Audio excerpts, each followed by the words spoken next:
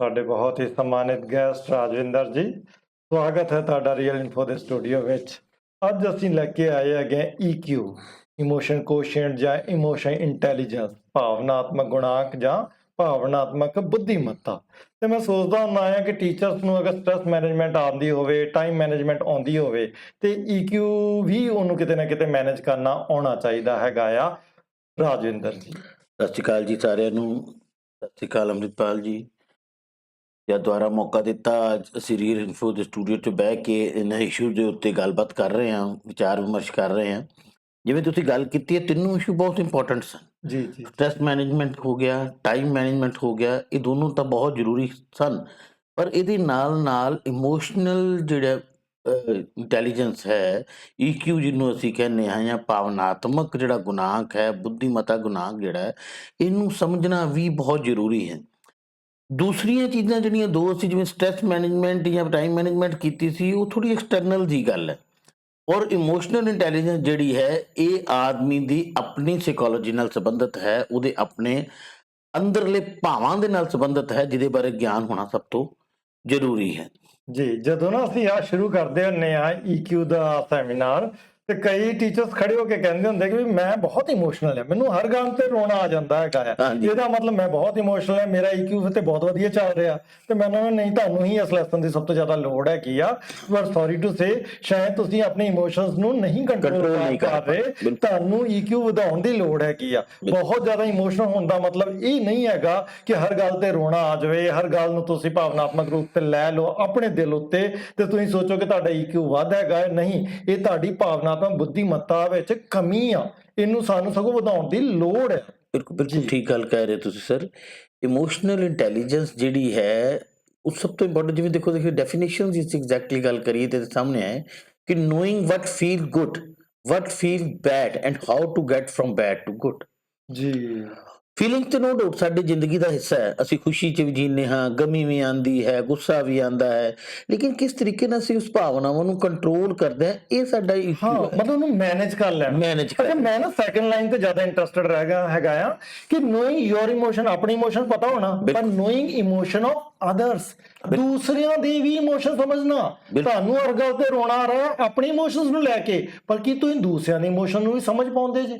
ਕਿ ਤੁਹਾਨੂੰ ਲੱਗਦਾ ਕਿ ਉਹ ਵੀ ਇਨਸਾਨ ਹੈਗਾ ਆ? ਅਗਰ ਉਹ ਹੈਗਾ ਤਾਂ ਫਿਰ ਤੇ ਤੁਹਾਡਾ EQ ਵਧਿਆ ਹੋਇਆ ਆ। ਤੇ ਜੇ ਨਹੀਂ, ਤੁਹਾਨੂੰ ਆਪਣਾ ਹੀ ਇਮੋਸ਼ਨਸ ਨਜ਼ਰ ਆਉਂਦੇ ਆ ਤੇ ਤੁਸੀਂ ਉਹਨਾਂ ਨੂੰ ਮੈਨੇਜ ਨਹੀਂ ਕਰ ਪਾਉਂਦੇ ਅੱਗੇ, ਤੇ ਫਿਰ ਸਮਝ ਲਓ ਕਿਤੇ ਨਾ ਕਿਤੇ ਕੋਈ ਗੜਬੜ ਹੈ। ਬਿਲਕੁਲ ਬਿਲਕੁਲ ਠੀਕ ਗੱਲ ਕਹਿ ਰਹੇ ਹੋ। ਦੇਖੋ ਇਮੋਸ਼ਨਲ ਜਿਹੜੇ ਹੈ, ਉਹਦੀ ਆਪਣੇ ਇਮੋਸ਼ਨਸ ਤਾਂ ਹੈ ਹੀ ਹੈ, ਉਹਦੇ ਨਾਲ ਦੂਸਰੇ ਇਮੋਸ਼ਨ ਨੂੰ ਵੀ ਅੰਡਰਸਟੈਂਡ ਕਰਨਾ ਇੱਕ ਬਹੁਤ ਇੰਪੋਰਟੈਂਟ ਇਹਦੇ ਵਿੱਚ ਰੋਲ ਹੈ ਤੁਹਾਡੇ EQ ਦੇ ਵਿੱਚ। ਪਰ ਇਹਨੂੰ ਬੈਲੈਂਸ ਆਪਾਂ ਕਰ ਲਾਂਗੇ ਤੇ ਫਿਰ ਲੌਂਗ ਟਰਮ ਹੈਪੀਨੈਸ ਸਾਡੀ ਆ ਜਾਏਗੀ। ਆਪਾਂ ਸਟ੍ਰੈਸ ਮੈਨੇਜਮੈਂਟ ਕਰਦੇ ਆ ਨਾ ਕਿ ਕਿਉਂ ਇਸ਼ੂ ਆ ਰਹੇ ਹੈਗੇ ਨੇ, ਤੇ ਕਿਤੇ ਨਾ ਕਿਤੇ ਉਹ ਟੀਚਰ EQ ਦੀ ਸਮੱਸਿਆ ਨਾਲ ਵੀ ਗ੍ਰਸਤ ਹੁੰਦੇ ਨੇ। ਦੇਖੋ ਇਹੀ ਬੈਲੈਂਸ ਕਰਨਾ ਤਾਂ ਸਭ ਤੋਂ ਜ਼ਰੂਰੀ ਹੈ। ਇੱਕ ਬੈਲੈਂਸ ਜਦੋਂ ਟਾਈਮ ਨੂੰ ਬੈਲੈਂਸ ਕਰ ਲੈਂਦੇ ਆ, ਜਾਂ ਅਸੀਂ ਦੂਸਰੇ ਪਾਸੇ ਆਪਣੇ ਸਟ੍ਰੈਸ ਨੂੰ ਬੈਲੈਂਸ ਕਰ ਲੈਂਦੇ ਆ, ਤੇ ਅਸੀਂ EQ ਦਾ ਜਿਹੜਾ ਬੈਲੈਂਸਿੰਗ ਹੈ ਉਹ ਵੀ ਸਭ ਤੋਂ ਜ਼ਰੂਰੀ ਹੈ। ਔਰ ਇਹਨੂੰ ਅਸੀਂ ਗਰੁੱਪ ਦੇ ਨਾ ਇਮੋਸ਼ਨਲ ਮੈਨੇਜਮੈਂਟ ਦਾ ਨਾਮ ਵੀ ਦੇ ਦਿੰਦੇ ਹਾਂ। ਦੇਖੋ ਸਟ੍ਰੈਸ ਮੈਨੇਜਮੈਂਟ ਕੀਤੀ, ਟਾਈਮ ਮੈਨੇਜਮੈਂਟ ਕੀਤੀ, ਤੇ ਇਮੋਸ਼ਨ ਨੂੰ ਜਿਹੜਾ ਹੈ ਮੈਨੇਜ ਕਰਨਾ, ਇਹ ਵੀ ਇੱਕ ਸਕਿੱਲ ਹੈ ਕਿ ਕਿਸ ਤਰੀਕੇ ਨਾਲ ਤੁਸੀਂ ਆਪਣੇ ਇਮੋਸ਼ਨ ਨੂੰ ਜਿਹੜਾ ਬੈਲੈਂਸ ਕਰ ਲੈਂਦੇ ਆ। ਹੁਣ ਇਹ ਵੀ ਕਿ ਕਈ ਵਾਰੀ ਤੁਸੀਂ ਦੇਖਿਆ ਹੋਗਾ, ਕਈ ਛੋਟੀ ਜਿਹੀ ਗੱਲ ਹੁੰਦੀ ਹੈ ਔਰ ਉਹ ਬਹੁਤ ਰੋਣਾ ਸ਼ੁਰੂ ਕਰ ਦਿੰਦੇ ਆ। ਇਟ ਮੀਨ ਉਹਨਾਂ ਦੇ ਰੋਣਾ ਜਾਂ ਉਹਨਾਂ ਦੇ ਇਮੋਸ਼ਨ ਉਹਨਾਂ ਦੇ ਕੰਟਰੋਲ 'ਚ ਹੀ ਨਹੀਂ ਆ। ਜੀ, ਤੇ ਮੈਂ ਕਿਹਾ ਫਿਰ ਉਹ ਮੈਨੇਜਮੈਂਟ ਤੁਸੀਂ ਵਰਡ ਜਦੋਂ ਯੂਜ਼ ਕਰਦੇ ਜੇ ਨਾ, ਤੇ ਮੈਂ ਬਾਰ-ਬਾਰ ਸੋਚਦਾ ਹੁੰਦਾ ਕਿ ਜਦੋਂ ਮੈਂ MBA ਕਰ ਰਿਹਾ ਸੀ ਨਾ, ਮੈਂ ਇਹੋ ਹੀ ਸੋਚਿਆ ਸੀ ਕਿ ਜਿਹੜਾ ਮੈਨੇਜਮੈਂਟ ਵਰਡ ਆ ਨਾ, ਇਹ ਦੁਨੀਆ ਦਾ ਸਭ ਤੋਂ ਇੰਪੋਰਟੈਂਟ ਵਰਡ ਆ। ਇਹ 100 ਮੁਸੀਬਤਾਂ ਦਾ ਹੱਲ ਹੈਗਾ। ਅਗਰ ਆਪਾਂ ਲਾਈਫ ਨੂੰ ਮੈਨੇਜ ਕਰਨਾ ਸਿੱਖਣਾ ਆ, ਤੇ ਇਹ ਛੋਟੇ-ਛੋਟੇ ਕੰਪੋਨੈਂਟ ਨੇ ਉਹਦੇ, ਠੀਕ ਹੈ ਨਾ। ਅਗਰ ਉਹਨਾਂ ਨੂੰ ਆਪਾਂ ਮੈਨੇਜ ਕਰਨਾ ਸਿੱਖ ਜੀਏ, ਤੇ ਉਹਦੇ ਜਿਸ ਤਰ੍ਹਾਂ ਤੁਸੀਂ ਕਹਿ ਰਹੇ ਜੀ ਕਿ ਇਮੋਸ਼ਨਸ ਨੂੰ ਆਪਾਂ ਮੈਨੇਜ ਕਰਨਾ ਸਿੱਖ ਲਈਏ, ਤੇ ਕਿਤੇ ਨਾ ਕਿਤੇ ਤੇ ਬਾਰ-ਬਾਰ ਇਹ ਆ ਰਹੀ ਹੈਗੀ ਹੈ ਕਿ ਆਪਣੀ ਫੀਲਿੰਗਸ ਤੇ ਦੂਸਰਿਆਂ ਦੀ ਫੀਲਿੰਗ ਨੂੰ ਰੈਕਗਨਾਈਜ਼ ਕਰ ਪਾਉਣਾ, ਠੀਕ ਹੈ ਨਾ। ਫਿਰ ਉਹਨੂੰ ਆਪਾਂ ਮੋਟੀਵੇਟ ਕਰ ਪਾਉਣਾ, ਉੱਥੋਂ ਤੱਕ ਪਹੁੰਚ ਪਾਉਣਾ। ਅਗਰ ਆਹ ਸਭ ਕਰ ਲਈਏ ਤੇ ਟੀਚਰਸ ਵਾਸਤੇ ਮੈਨੂੰ ਲੱਗਦਾ ਲਾਈਫ ਬੜੀ ਸੌਖੀ ਹੋ ਜਾਏਗੀ। ਦੇਖੋ ਬਿਲਕੁਲ ਤੁਹਾਡੀ ਗੱਲ ਸਹੀ ਹੈ ਜੀ, ਕਿ ਜਦੋਂ ਤੁਸੀਂ ਆਪਣੇ ਫੀਲਿੰਗਸ ਨੂੰ ਰੈਕਗਨਾਈਜ਼ ਕਰ ਲੈਂਦੇ ਹੋ, ਦੂਸਰੀ ਦੀ ਭਾਵਨਾਵਾਂ ਨੂੰ ਸਮਝ ਲੈਂਦੇ ਹੋ, ਔਰ ਆਪਣੇ ਰਿਲੇਸ਼ਨਸ਼ਿਪ ਦੇ ਵਿੱਚ ਇਹ ਸਾਰੀ ਚੀਜ਼ਾਂ ਨੂੰ ਇੱਕ ਬੈਲੈਂਸਡ ਕਰ ਲੈਂਦੇ ਹੋ, ਉਹਨਾਂ ਨੂੰ ਇੱਕ ਉਹਨਾਂ ਦਾ ਸਮਨਵय ਬਣਾਉਣ ਤੇ ਪੂਰੇ ਕਾਮਯਾਬ ਹੋ ਜਾਂਦੇ ਹੋ, ਤੇ ਮੈਂ ਸਮਝਦਾ ਕਿ ਨੋ ਡਾਊਟ ਤੁਹਾਡੀ ਲਾਈਫ ਇੱਕ ਬੈਲੈਂਸਡ ਲਾਈਫ ਹੋ ਜਾਏਗੀ। ਕੋਈ ਉਹਦੇ ਵਿੱਚ ਇੰਨਾ ਜ਼ਿਆਦਾ ਟੈਨਸ਼ਨ ਨਹੀਂ ਰਹਿਣਗੀਆਂ, ਉਹ ਸਟ੍ਰੈਸ ਵੀ ਨਹੀਂ ਰਹੇਗੀ। ਕਿਤੇ ਨਾ ਕਿਤੇ EQ ਵੀ ਜਿਹੜਾ ਹੈ ਉਹ ਸਟ੍ਰੈਸ ਦੇ ਨਾਲ ਰਿਲੇਟਡ ਜਾ ਕੇ ਹੋ ਜਾਂਦਾ ਹੈ। ਹੋ ਜਾਂਦਾ। ਵੀ ਸਟ੍ਰੈਸ ਦੇ ਪਰ ਵਿੱਚ ਟੀਚਰਸ ਲਈ ਤੇ ਮੈਂ ਸੋਚਦਾ ਨਾ ਬੜਾ ਇੰਪੋਰਟੈਂਟ, ਬਹੁਤ important ਕਿਉਂਕਿ ਅਗਰ ਟੀਚਰ ਵਿਦ ਲੋ EQ ਹੈਗਾ ਨਾ ਤੇ ਉਹ ਬਹੁਤ ਖਤਰਨਾਕ ਹੈ, ਕਿਉਂਕਿ ਉਹ ਬੱਚਿਆਂ ਨਾਲ ਡੀਲ ਕਰ ਰਿਹਾ ਹੈਗਾ। ਉਹ ਇੰਨੇ ਹਜ਼ਾਰਾਂ ਬੱਚੇ ਉਹਦੇ ਸਾਹਮਣੇ ਗੁਜ਼ਰ ਰਹੇ ਹੈਗੇ ਨੇ। ਇੱਕ ਲੋ EQ ਵਾਲਾ ਟੀਚਰ ਬਹੁਤ ਬੱਚਿਆਂ ਦਾ ਨੁਕਸਾਨ ਕਰ ਸਕਦਾ ਹੈਗਾ। ਇਸ ਚੀਜ਼ ਨੂੰ ਵੀ ਸੀਰੀਅਸਲੀ ਸੋਚਣਾ ਚਾਹੀਦਾ। ਬਿਲਕੁਲ ਬਿਲਕੁਲ। ਦੇਖੋ, ਜੇ ਕਿਸੇ ਟੀਚਰ ਨੂੰ ਬਹੁਤ ਜਲਦੀ ਗੁੱਸਾ ਆ ਜਾਂਦਾ ਹੈ ਤੇ ਉਹ ਛੋਟੀ ਜੀ ਗੱਲ ਦੇ ਉੱਤੇ ਬੱਚੇ ਨੂੰ ਝਿੜਕਣਾ ਸ਼ੁਰੂ ਕਰ ਦੇਗਾ ਜਾਂ ਕੋਈ ਪਨਿਸ਼ਮੈਂਟ ਦੇਣਾ ਸ਼ੁਰੂ ਕਰ ਦੇਗਾ। ਇਸ ਤਰੀਕੇ ਜੇ ਕੋਈ ਟੀਚਰ ਬਹੁਤ ਜ਼ਿਆਦਾ ਇਮੋਸ਼ਨਲੀ ਵੀਕ ਹੈ, ਉਹਨੂੰ ਕੋਈ ਉਹਦਾ ਹੈਡ ਜਾਂ ਕੋਈ ਇਹੋ ਜਿਹੀ ਗੱਲ ਕਰਦਾ ਰੋਣਾ ਸ਼ੁਰੂ ਕਰੇ। ਤੁਸੀਂ ਦੇਖਿਓ ਨਾ, ਕਈ ਵਾਰੀ ਕਿਸੇ ਕੇਸ ਸਾਹਮਣੇ ਆਉਂਦੇ, ਟੀਚਰ ਨੂੰ ਕੋਈ ਹੈਡ ਕਹਿ ਦਿੰਦਾ, ਉਹ ਬਾਹਰ ਬਹਿ ਕੇ ਰੋ ਰਿਹਾ ਹੁੰਦਾ ਹੈ, ਜਾਂ ਕਿਸੇ ਨੂੰ ਬਹੁਤ ਗੁੱਸਾ ਆਉਂਦਾ ਹੈ ਔਰ ਉਹ ਜਿਹੜਾ ਹੈ ਉਹਦੇ ਲੜਨਾ ਸ਼ੁਰੂ ਕਰ ਦਿੰਦਾ ਹੈ। ਕਈ ਵਾਰ ਲੜਾਈ ਦੇ ਰੂਪ ਦੇ ਵਿੱਚ ਵੀ ਇਹ ਚੀਜ਼ ਸਾਡੇ ਸਾਹਮਣੇ ਆਉਂਦੀ ਹੈ। ਯਾਨੀ ਕਿ ਇਹ ਬਹੁਤ ਸਾਰੀ ਚੀਜ਼ਾਂ ਜਿਹੜੀਆਂ ਨੇ ਸਾਡੇ ਕੋਲ, ਇਹ ਚੀਜ਼ਾਂ ਸਾਹਮਣੇ ਆਉਂਦੀਆਂ ਨੇ। ਇਸ ਕਰਕੇ ਬੜਾ ਹੀ ਜ਼ਰੂਰੀ ਹੈਗਾ ਆ ਕਿ ਕਿਤੇ ਨਾ ਕਿਤੇ ਆਪਾਂ ਇਸ ਚੀਜ਼ ਨੂੰ ਸਮਝੀਏ ਕਿ ਅਗਰ ਆਪਾਂ ਇਮੋਸ਼ਨ ਦੂਸਰਿਆਂ ਦੇ ਸਮਝਾਂਗੇ, ਫਿਰ ਹੀ ਕਿਤੇ ਨਾ ਕਿਤੇ ਸਾਡੀ ਜਿਹੜੀ ਹੈਗੀ ਚੜ੍ਹਤ ਹੈਗੀ ਉਹ ਹੋਏਗੀ। ਮੈਂ ਆਸਕਰ ਵਾਈਲਡ ਦਾ ਨਾ ਅਕਸਰ ਐਗਜ਼ਾਮਪਲ ਲੈਣਾ ਹੁੰਦਾ ਆ ਬਤੌਰ ਇੰਗਲਿਸ਼ ਟੀਚਰ। ਮੈਂ ਇਹਨਾਂ ਨੂੰ ਬਹੁਤ ਜ਼ਿਆਦਾ ਸਮਝਦਾ ਹੁੰਦਾ ਹਾਂ ਕਿ ਕਿਤੇ ਨਾ ਕਿਤੇ ਅਸੀਂ ਇਮੋਸ਼ਨਸ ਦੀ ਮਰਜ਼ੀ ਤੇ ਨਾ ਹੋਈਏ। ਕਿਤੇ ਨਾ ਕਿਤੇ ਅਸੀਂ ਇਸ ਚੀਜ਼ ਨੂੰ ਸਮਝੀਏ ਕਿ ਅਸੀਂ ਉਹ ਇਮੋਸ਼ਨਸ ਨੂੰ ਓਵਰਕਮ ਕਰ ਰਹੇ ਹੋਈਏ। ਜਿਹੜਾ ਦਿਮਾਗ ਆ ਉਹ ਸਾਡਾ ਇੱਕ ਸਲੇਵ ਦੀ ਤਰ੍ਹਾਂ ਕੰਮ ਕਰੇ, ਨਾ ਕਿ ਇਮੋਸ਼ਨ ਦੇ ਸਲੇਵ ਅਸੀਂ ਬਣ ਜਾਈਏ ਜਾਂ ਮਾਈਂਡ ਦੇ ਸਲੇਵ ਅਸੀਂ ਐਜ਼ ਇਨਸਾਨ ਬਣ ਜਾਈਏ। ਬਿਲਕੁਲ ਠੀਕ ਹੈ। ਦੇਖੋ, ਸਾਡੀ ਗੁਰਬਾਣੀ ਵੀ ਇਹ ਚੀਜ਼ ਕਹਿੰਦੀ ਹੈ, ਇਹੀ ਮੈਸੇਜ ਹੈ ਕਿ ਮਨ ਕੇ ਜੀਤੇ ਜੀਤ ਹੈ, ਮਨ ਕੇ ਹਾਰੇ ਹਾਰ। ਯਾਨੀ ਮਨ ਨੂੰ ਜਿੱਤਣਾ ਜਿਹੜਾ ਹੈ ਉਹ ਸਭ ਤੋਂ ਜ਼ਰੂਰੀ ਹੈ। ਜੇ ਤੁਸੀਂ ਆਪਣੇ ਮਨ ਨੂੰ, ਆਪਣੀ ਇਮੋਸ਼ਨਸ ਨੂੰ, ਆਪਣੀ ਭਾਵਨਾਵਾਂ ਨੂੰ ਕੰਟਰੋਲ ਕਰ ਲੈਂਦੇ ਹੋ, ਵੀ ਇੱਕ ਜਿਹੜਾ ਬੈਲੈਂਸਡ ਇਨਸਾਨ ਹੈ ਉਹ ਬਹੁਤ ਖੁਸ਼ੀ ਤੇ ਬਹੁਤ ਖੁਸ਼ ਨਹੀਂ ਹੁੰਦਾ, ਬਹੁਤ ਦੁੱਖ ਵੇਲੇ ਬਹੁਤ ਦੁਖੀ ਨਹੀਂ ਹੁੰਦਾ, ਤਾਂ ਸਮਝੋ ਉਹ ਇਹ ਸਭ ਚੀਜ਼ਾਂ ਨੂੰ ਓਵਰਕਮ ਕਰ ਲੈਂਦਾ ਹੈ ਔਰ ਉਸ ਤੋਂ ਬਾਹਰ ਨਿਕਲ ਆਉਂਦਾ ਹੈ। ਜੀ, ਬਾਰ-ਬਾਰ ਵੇਖੋ ਇਹ ਚ ਰਿਪੀਟ ਵਰਡ ਹੋ ਰਹੇ ਨੇ ਕਿ ਦੂਸਰਿਆਂ ਦੇ ਇਮੋਸ਼ਨ ਨੂੰ ਰੈਕਗਨਾਈਜ਼ ਕਰਨਾ, ਆਪਣੇ ਇਮੋਸ਼ਨਸ ਨੂੰ ਮੈਨੇਜ ਕਰਨਾ, ਤੇ ਜੋ ਤੁਸੀਂ ਫੀਲ ਕਰ ਰਹੇ ਜੇ ਉਹਨੂੰ ਖੁਦ ਸਮਝਣਾ ਤੇ ਦੂਸਰਿਆਂ ਨੂੰ ਦੱਸ ਵੀ ਪਾਉਣਾ। ਕਈ ਵਾਰ ਹੁੰਦਾ ਨਾ, ਅਸੀਂ ਕਹਿ ਰਹੇ ਹੁੰਦੇ ਕਿ ਮੈਨੂੰ ਸਮਝ ਨਹੀਂ ਆ ਰਿਹਾ ਕਿ ਮੈਨੂੰ ਕੀ ਹੋ ਰਿਹਾ ਹੈਗਾ ਜਾਂ ਮੈਨੂੰ ਕੀ ਮੁਸ਼ਕਲ ਆ ਰਹੀ ਹੈਗੀ, ਕਿਉਂਕਿ ਉਹ ਉਹਨਾਂ ਨੂੰ ਆਪਣੇ ਇਮੋਸ਼ਨਸ ਹੀ ਸਮਝ ਨਹੀਂ ਆ ਰਹੇ ਹੁੰਦੇ। ਬਹੁਤ ਵੱਡੀ ਗੱਲ ਹੈ ਸਰ ਜਿਹੜੀ ਤੁਸੀਂ ਗੱਲ ਕਹੀ ਹੈ। ਦੇਖੋ, ਸਭ ਤੋਂ ਪਹਿਲੇ ਤੇ ਆਪਣੀ ਇਮੋਸ਼ਨ ਨੂੰ ਸਮਝਣਾ। ਕੀ ਮੈਂ ਗੱਲ ਕਰ ਰਿਹਾ, ਕਈ ਬੰਦੇ ਇਸ ਤਰ੍ਹਾਂ ਗੱਲ ਕਰ ਰਹੇ ਹੁੰਦੇ ਨੇ ਕਿ ਜਿਵੇਂ ਲੜਨ ਨੂੰ ਗੱਲ ਪੈ ਰਹੇ ਨੇ, ਜਦਕਿ ਉਹ ਲੜ ਨਹੀਂ ਰਹੇ ਹੁੰਦੇ। ਯਾਨੀ ਉਹਨਾਂ ਦਾ ਇੱਕ ਨੇਚਰ ਹੀ ਇਹੋ ਜਿਹੀ ਹੈ ਕਿ ਉਹਨਾਂ ਦੀ ਗੱਲ ਕਰਨ ਦਾ ਢੰਗ ਹੀ ਜਿਹੜਾ ਹੈ ਉਹ ਇਹੋ ਜਿਹਾ ਅਗਰੈਸਿਵ ਜਿਹਾ ਹੈ। ਉਹ ਅਗਰੈਸਿਵਨੈਸ ਦੇ ਵਿੱਚ ਹੀ ਜੀਂਦੇ ਪਏ ਨੇ ਔਰ ਅਗਰੈਸਿਵ ਨੇਚਰ ਦੇ ਇੱਕ ਪਾਰਟ ਬਣ ਗਏ। ਔਰ ਦੂਸਰੇ ਦੀ ਜਿਹੜੀ ਹੈ ਇਮੋਸ਼ਨ ਨੂੰ ਸਮਝਣਾ ਸਭ ਤੋਂ ਇੰਪੋਰਟੈਂਟ ਜੀ ਜ਼ਰੂਰੀ ਗੱਲ ਹੈ, ਕਿਉਂਕਿ ਦੂਸਰੇ ਦੇ ਇਮੋਸ਼ਨ ਨੂੰ ਜੇ ਤੁਸੀਂ ਸਮਝੋਗੇ ਤਾਂ ਹੀ ਤੁਸੀਂ ਸਮਝ ਪਾਓਗੇ ਕਿ ਅਗਲਾ ਕਿਸ ਲੈਵਲ ਤੇ ਖੜਾ ਹੈ ਔਰ ਕਿਸ ਤਰੀਕੇ ਤੁਸੀਂ ਉਹਨਾਂ ਨਾਲ ਡੀਲ ਕਰਨਾ ਹੈ। ਔਰ ਤੀਸਰੀ ਗੱਲ ਬੜੀ ਇੰਪੋਰਟੈਂਟ ਕਿ ਤੁਸੀਂ ਕਿਸ ਤਰੀਕੇ ਇਸ ਚੀਜ਼ ਨੂੰ ਕਮਿਊਨੀਕੇਟ ਕਰਦੇ ਹੋ। ਦੱਸ ਪਾਉਣਾ ਨਾ, ਇਹ ਵਾਰ ਆਪਾਂ ਦੱਸ ਦੇਖੋ, ਇਹ ਬੜੀ ਇੰਪੋਰਟੈਂਟ ਗੱਲ ਲਿਖੀ ਹੈ, EQ is the ability to understand and manage both your emotions and those of the people around you। ਔਰ ਆਪਣੀ ਗੱਲ ਨੂੰ ਕਹਿ ਪਾਣਾ, ਇਹ ਸਭ ਤੋਂ ਵੱਡੀ ਗੱਲ ਹੈ। ਮੋਸਟਲੀ ਕੇਸਿਸ 'ਚ ਇਹ ਦੇਖਿਆ ਜਾਂਦਾ ਹੈ ਕਿ ਅਸੀਂ ਆਪਣੀ ਗੱਲ ਦੂਸਰੇ ਤੱਕ ਸਹੀ ਤਰੀਕੇ ਕਨਵੇ ਹੀ ਨਹੀਂ ਕਰ ਪਾਉਂਦੇ। ਉਹ ਗੱਲ ਕਈ ਤੱਕ ਕੁਝ ਜਾਂਦੀ ਹੈ ਲੇਕਿਨ ਅਗਲੇ ਤੱਕ ਪਹੁੰਚਦੇ ਪਹੁੰਚਦੇ ਉਹ ਕੋਈ ਹੋਰ ਹੀ ਰੂਪ ਧਾਰਨ ਕਰ ਲੈਂਦੀ ਹੈ ਔਰ ਉਹ ਇੱਕ ਕਿਸਮ ਦਾ ਕਦੀ ਲੜਾਈ ਦਾ ਕਾਰਨ ਬਣ ਜਾਂਦੀ ਹੈ, ਕਦੀ ਗੁੱਸੇ ਦਾ, ਕਦੀ ਉਹ ਹੋਰ ਕਈ ਤਰ੍ਹਾਂ ਦੇ ਜਿਹੜੇ ਪ੍ਰੋਬਲਮ ਜਿਹੜੀਆਂ ਸਾਡੇ ਸਾਹਮਣੇ ਆਉਂਦੀਆਂ। ਅੱਛਾ, ਮੈਂ ਇਸ ਬਾਰੇ ਨਾ ਅਕਸਰ ਗੱਲ ਕਰਦਾ ਹੁੰਦਾ ਆ ਕਿ ਜਦੋਂ IQ ਆ ਨਾ, ਉਹ ਤੇ ਚਲੋ ਬਹੁਤ ਜ਼ਰੂਰੀ, ਉਹਦੇ 'ਚ ਕੋਈ ਸ਼ੱਕ ਨਹੀਂ ਹੈ ਮੈਨੂੰ, ਮਗਰ ਕਾਮਯਾਬ ਹੋਣ ਲਈ, ਅਗਰ ਜ਼ਿੰਦਗੀ 'ਚ ਅਸੀਂ ਕਾਮਯਾਬ ਹੋਣਾ ਆ ਤੇ ਉਹਦੇ ਵਿੱਚ ਜਿਹੜਾ ਵੱਡਾ ਹਿੱਸਾ ਹੈਗਾ ਆ ਉਹ ਅਸਲ 'ਚ ਕਿਹਦਾ ਹੋਏਗਾ? EQ ਦਾ। ਉਹਦੇ ਜਦੋਂ ਮੈਂ ਜ਼ਿੰਦਗੀ 'ਚ ਕਾਮਯਾਬ ਹੋਣ ਦੀ ਗੱਲ ਕਰ ਰਿਹਾ, ਮੈਂ ਪ੍ਰੋਫੈਸ਼ਨਲੀ ਵੀ ਕਹਿ ਰਿਹਾ ਆ, ਮੈਂ ਆਪਣੀ ਫੈਮਿਲੀ ਲਾਈਫ ਨੂੰ ਵੀ ਕਹਿ ਰਿਹਾ, ਮੈਂ ਦੋਸਤਾਂ ਦੇ ਨਾਲ ਜਿਹੜਾ ਜੀਵਨ ਬਤੀਤ ਕਰਨਾ ਹੈਗਾ ਆ, ਫਨ ਟਾਈਮ ਕਰਨਾ ਹੈਗਾ, ਉਹਨੂੰ ਵੀ ਗਿਣ ਰਿਹਾ ਹੈਗਾ ਆ।